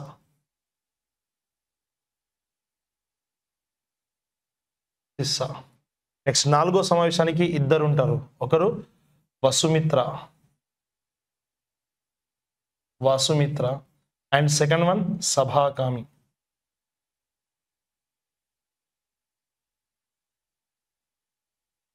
ఓకే, ఇది మ్యాటర్. ఓకే, మరి ఈ సమావేశాలు ఎప్పుడు జరిగినాయి? మొదటి సమావేశం 483 BC, second one 383 BC and third one 250 BC and last one first ADలో జరిగింది. AD first century. ఓకే, ఎగ్జాక్ట్గా ఇయర్ తెలీదు, AD first century. Okay, AD first సెంచరీలో జరిగింది. ఓకే, ఇది మ్యాటర్. మరి ఇక్కడ మనము ఇక్కడ కోడ్ చూసుకొని ఆన్సర్ చేయడానికి ప్రయత్నం చేద్దాం. మొదటి బౌద్ధ సంగీతి రా వై పాకు. సో మొదటి బౌద్ధ సంగీతి Rajagriham. Is at clear? Okay, అధ్యక్షుడు రాజు అజాతశత్రువు మహాకాశ్యప. చూడండి, రాజగృహం అజాతశత్రువు మహాకాశ్యప వచ్చేసింది కదా. రెండవ బౌద్ధ సంగీతి వైశాలి కాల అశోక సభాకామి. ఓకే, ఇది కూడా కరెక్టే. మూడవ బౌద్ధ సంగీతి మన పాటలీపుత్రం అశోక మొగలీపుత్ర తిస్సా. ఇది కూడా కరెక్టే. నెక్స్ట్ 4వది కుందలవనం కనిష్క వసుమిత్ర. ఉంది కదా 4 కింద. వసుమిత్ర మన సభాకామి కాదు, ఇడ వసుమిత్ర అశ్వఘోష. సారీ నాన్న, ఇడ అశ్వఘోష ఉండాలి, అశ్వఘోష. Okay, right. ఓకేనా, ఈడ కూడా మనకి సరిపోయింది. So what is the answer అనేది చూద్దాం. దీనికి ఇది సరిపోయింది కాబట్టి మన ఆన్సర్ ఏమొస్తుంది? ఎస్, A 1 2 3 4 డైరెక్ట్గా ఎక్కడ ఉంది? ద 1. ఆన్సర్ ఈస్ 1 అన్న. నెక్స్ట్ మన క్వశ్చన్ ఏంటో చూద్దాం. Okay, who introduced Bharatanatyam, Carnatic music and devadasi system. భరతనాట్యంను, కర్ణాటక సంగీతంను, దేవదాసి విధానంను ప్రవేశపెట్టిన వారు ఎవరు అన్నారు? మనకి ఇది తమిళనాడు కల్చర్. తమిళనాడు రూల్ చేసిన వారు ఎవరు? పల్లవాస్. ఓకే, ఇది పల్లవాస్ పీరియడ్ నుంచి ఈ సిస్టమ్ బాగా ఫేమస్ అయింది. మైసూర్ రాజులు దీనికి ఎక్కువగా జీవం పోశారు. దేవదాసిని, భరతనాట్యంను మైసూర్ రాజులు ఎక్కువగా జీవం పోశారు, గుర్తుంచుకోండి. Okay, which references to the Mughal architecture, which of the following statement is not correct? క్రింద నీయబడిన వాటిలో మొఘల్ వాస్తుశిల్పానికి సంబంధించి సరికానిది ఏది అన్నాడు. ఏది సరైనది కాదు. ఓకే, అంటే సరికానిది ఏది అన్నాడు. హుమాయూన్ సమాధిలో ఇరానియన్ వాస్తుశిల్పి యొక్క పోలిక ఉంది. దీన్ని హాజీ బేగం నిర్మించారు. అసలు హాజీ బేగం అనొద్దు, ఆమె పేరును ఏమని పిలవాలి అంటే ఆమెను ముద్దుగా హాజీ బేగం అని పిలుస్తారు. ఆమె కాదు, హమీదా బాను బేగం. ఏ బేగం నాన్న? హమీదా బాను బేగం. హమీదా బాను బేగం. ఆమెనే హాజీ బేగంగా ముద్దుగా పిలుస్తారు, గుర్తుంచుకోండి. అసలు పేరు హమీదా బాను బేగం. ఆమె ఇరానియన్ వాస్తుశిల్పిలో కట్టింది తన భర్త యొక్క సమాధి హుమాయూన్ టోమ్. హుమాయూన్ టోమ్ ఎక్కడ ఉంటుంది అంటే ఢిల్లీలోని చార్బాగ్ ఉద్యానవనంలో ఉంటుంది. హుమాయూన్ సమాధికి పేరు అష్టబిహిష్ట్, 8 స్వర్గాలు అని అర్థం. మొత్తం రెడ్ స్టోన్తో కన్స్ట్రక్ట్ అవుతుంది. దాన్ని కార్నర్స్లో మాత్రం అక్కడక్కడ వైట్ మార్బుల్ని వాడతారు. ఓకే, బులంద్ దర్వాజాను సెమీడోమ్ దర్వాజా అని పిలుస్తారు. దీన్ని అక్బర్ తన గుజరాత్ విజయానికి గుర్తుగా నిర్మించాడు. ఇది కూడా కరెక్టే. బులంద్ దర్వాజా ఫతేహపూర్ సిక్రీ అనే సిటీలో ఉంటుంది. ఆగ్రాకి దగ్గరగా ఫతేహపూర్ సిక్రీ అనే నగరాన్ని అక్బర్ నిర్మించాడు. అది కూడా గుజరాత్ పైన విజయానికి గుర్తుగా 1571-74 మధ్యలో నిర్మిస్తాడు బులంద్ దర్వాజా. మరి ఫతేపూర్ సిక్రీ సిటీ 1569లో తన గురువు షేక్ సలీం చిస్తి చనిపోతే అక్బర్ తన గురువు జ్ఞాపకార్థం ఆ గురువు ఉన్న సమాధిని ఒక నగరంగా డెవలప్ చేస్తాడు. అదే ఫతేపూర్ సిక్రీ సిటీ. నెక్స్ట్, అక్బర్ కాలంలో నిర్మించిన మరియముజ్ జమానీ ప్యాలెస్, దాన్ని జోధాబాయి ప్యాలెస్ అంటారు. మొదటిసారిగా పిత్రాడూరా ఉపయోగించబడింది. అసలు పిత్రాడ్యూరా అనే పద్ధతి మొదటిసారిగా వాడింది ఎక్కడ అంటే షాజహాన్ పీరియడ్లో, అంటే జహాంగీర్ పీరియడ్లో వాడతారు. జహాంగీర్ ఎక్కడ వాడారు అంటే జహాంగీర్ వాడలేదు, వాళ్ళ వైఫ్ నూర్జహాన్ వాడింది తన తండ్రి ఇతిమత్ ఉద్ దౌలా సమాధి పైన. ఇతిమత్ ఉద్ దౌలా ఆమె యొక్క తండ్రి యొక్క సమాధిని ఇతిమత్ ఉద్దౌలా సమాధి అంటారు. ఈ ఇతిమత్ ఉద్దౌలా సమాధిలో పిత్రా డ్యూరా అనే పద్ధతిని వాడారు. పిత్రా డ్యూరా అంటే ఏంటంటే మన వైట్ మార్బుల్ ఉంటుంది కదా, వైట్ మార్బుల్తో కన్స్ట్రక్ట్ చేసినటువంటి వాల్స్ పైన తీగల లాంటి, మనము ముగ్గులు వేస్తారు కదా తీగలు, అలా తీగల్లాగా డిజైన్స్ వేస్తారు, చాలా అందంగా ఉంటాయి. ఆ పిత్రా డ్యూరా పద్ధతిలో వేయడం జరిగింది. మీరు కూడా ఒకసారి గూగుల్లో ఇమేజెస్లో సెర్చ్ చేయండి, పిత్రా డ్యూరా స్టైల్ ఇమేజెస్ అని. ఆ ఆగ్రా కోట పైన కూడా మన ముంతాజ్ మహల్ యొక్క సమాధి అయినటువంటి తాజ్ మహల్ పైన కూడా పిత్రా డ్యూరా సిస్టమ్ని వాడడం జరిగింది. సో ఇది ఇన్కరెక్ట్ గుర్తుంచుకోండి. Okay, right. So our answer is 3. Next question ఇదేనా, చూద్దాం. ఓకే, మొఘల్ వాస్తుశిల్ప. నెక్స్ట్ క్వశ్చన్ ఇదే, మ్యాచ్ ద ఫాలోయింగ్. సార్ మరి మ్యాచ్ ద ఫాలోయింగ్ అన్నాం, ఇక్కడ పంచాయతీ ఏంది అనేది చూద్దాం. ఓకే, ఎస్ సార్, ఇక్కడ మన బహమనీ సుల్తాన్స్ ఇచ్చాడు. ఈ బహమనీ సుల్తాన్స్ యొక్క కింగ్డమ్స్, వాటి యొక్క ఫౌండర్స్ ఇచ్చాడు. బీజాపూర్ సుల్తాన్ అనేది ఎవరు అంటే బీజాపూర్ డైనాసిటీని ఏర్పాటు చేసింది యూసుఫ్ ఆదిల్ షా. గుర్తుంచుకోవాలి, ఏ Shah? Yusuf Adil Shah. So 4 is the answer. బీరార్ని ఏర్పాటు చేసింది ఫతుల్లా ఇమాద్ షాహి. ఓకే, గోల్కొండని కులీ కుతుబ్ షా. గుర్తుంచుకోవాలి. బీదర్ని అమీర్ అలీ బరీద్. సో 1, 4, 3, 2, 1 ఎక్కడ? సో ఆప్షన్ ఈస్ ఇది. నాన్న ఈ క్వశ్చన్ తెలంగాణ హిస్టరీలో రిపీటెడ్గా అడుగుతున్నాడు. 2 సార్లు మనకి జరిగిన ఎస్ఐ కానిస్టేబుల్ ఎగ్జామినేషన్లో ఈ క్వశ్చన్ రిపీట్ అయింది, గుర్తుంచుకోండి. మీరు క్లాసెస్లో ఇంకా బాగా వేయించుకుంటారు. బహమనీ సామ్రాజ్యం ఉంటుంది కదా, ఈ బహమనీ సామ్రాజ్యాన్ని 5 రాజ్యాలుగా విడిపోతుందన్న. ఆ 5 రాజ్యాల్లో ఇంకొక రాజ్యం ఏది అంటే, ఫస్ట్ వన్ బీరార్, బీదర్, బీజాపూర్, అహ్మద్ నగర్, గోల్కొండ. అందులో మిస్ అయింది మనం అహ్మద్ నగర్. అహ్మద్ నగర్ వంశాన్ని స్థాపించింది నిజాం షాహి. నిజాం షాహ్. ఆ నిజాం షాహ్ పేరు మీదుగానే నిజాం షాహి అనే వంశం. నాన్న బీజాపూర్ని ఆదిల్ షాహి వంశం పరిపాలిస్తుంది. ఆ ఆదిల్ షా వంశం యొక్క స్థాపకుడు యూసుఫ్ ఆదిల్ షా. బీరార్ రాజ్యాన్ని పరిపాలించింది ఫతుల్లా ఇమాద్ షాహి.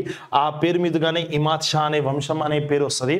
తర్వాత గోల్కొండని కులీ కుతుబ్ షా, అందుకే ఆ వంశాన్ని కుతుబ్ షాహి వంశం అంటారు. బీదర్ అమీర్ అలీ బరీద్, అందుకే దీన్ని బరీద్ షాహి వంశం అంటారు. అహ్మద్ నగర్ని స్థాపించింది నిజాం షా, అందుకే ఆ పేరు మీదుగా ఆ వంశానికి నిజాం షాహి అనే పేరు ఉంటుంది. ఈ వంశాలు పరిపాలిస్తాయి. సో ఆన్సర్ ఈజ్ 4, 3, 2, 1 ఎక్కడ ఉంది? ఇక్కడే. Right. Next question, what is that?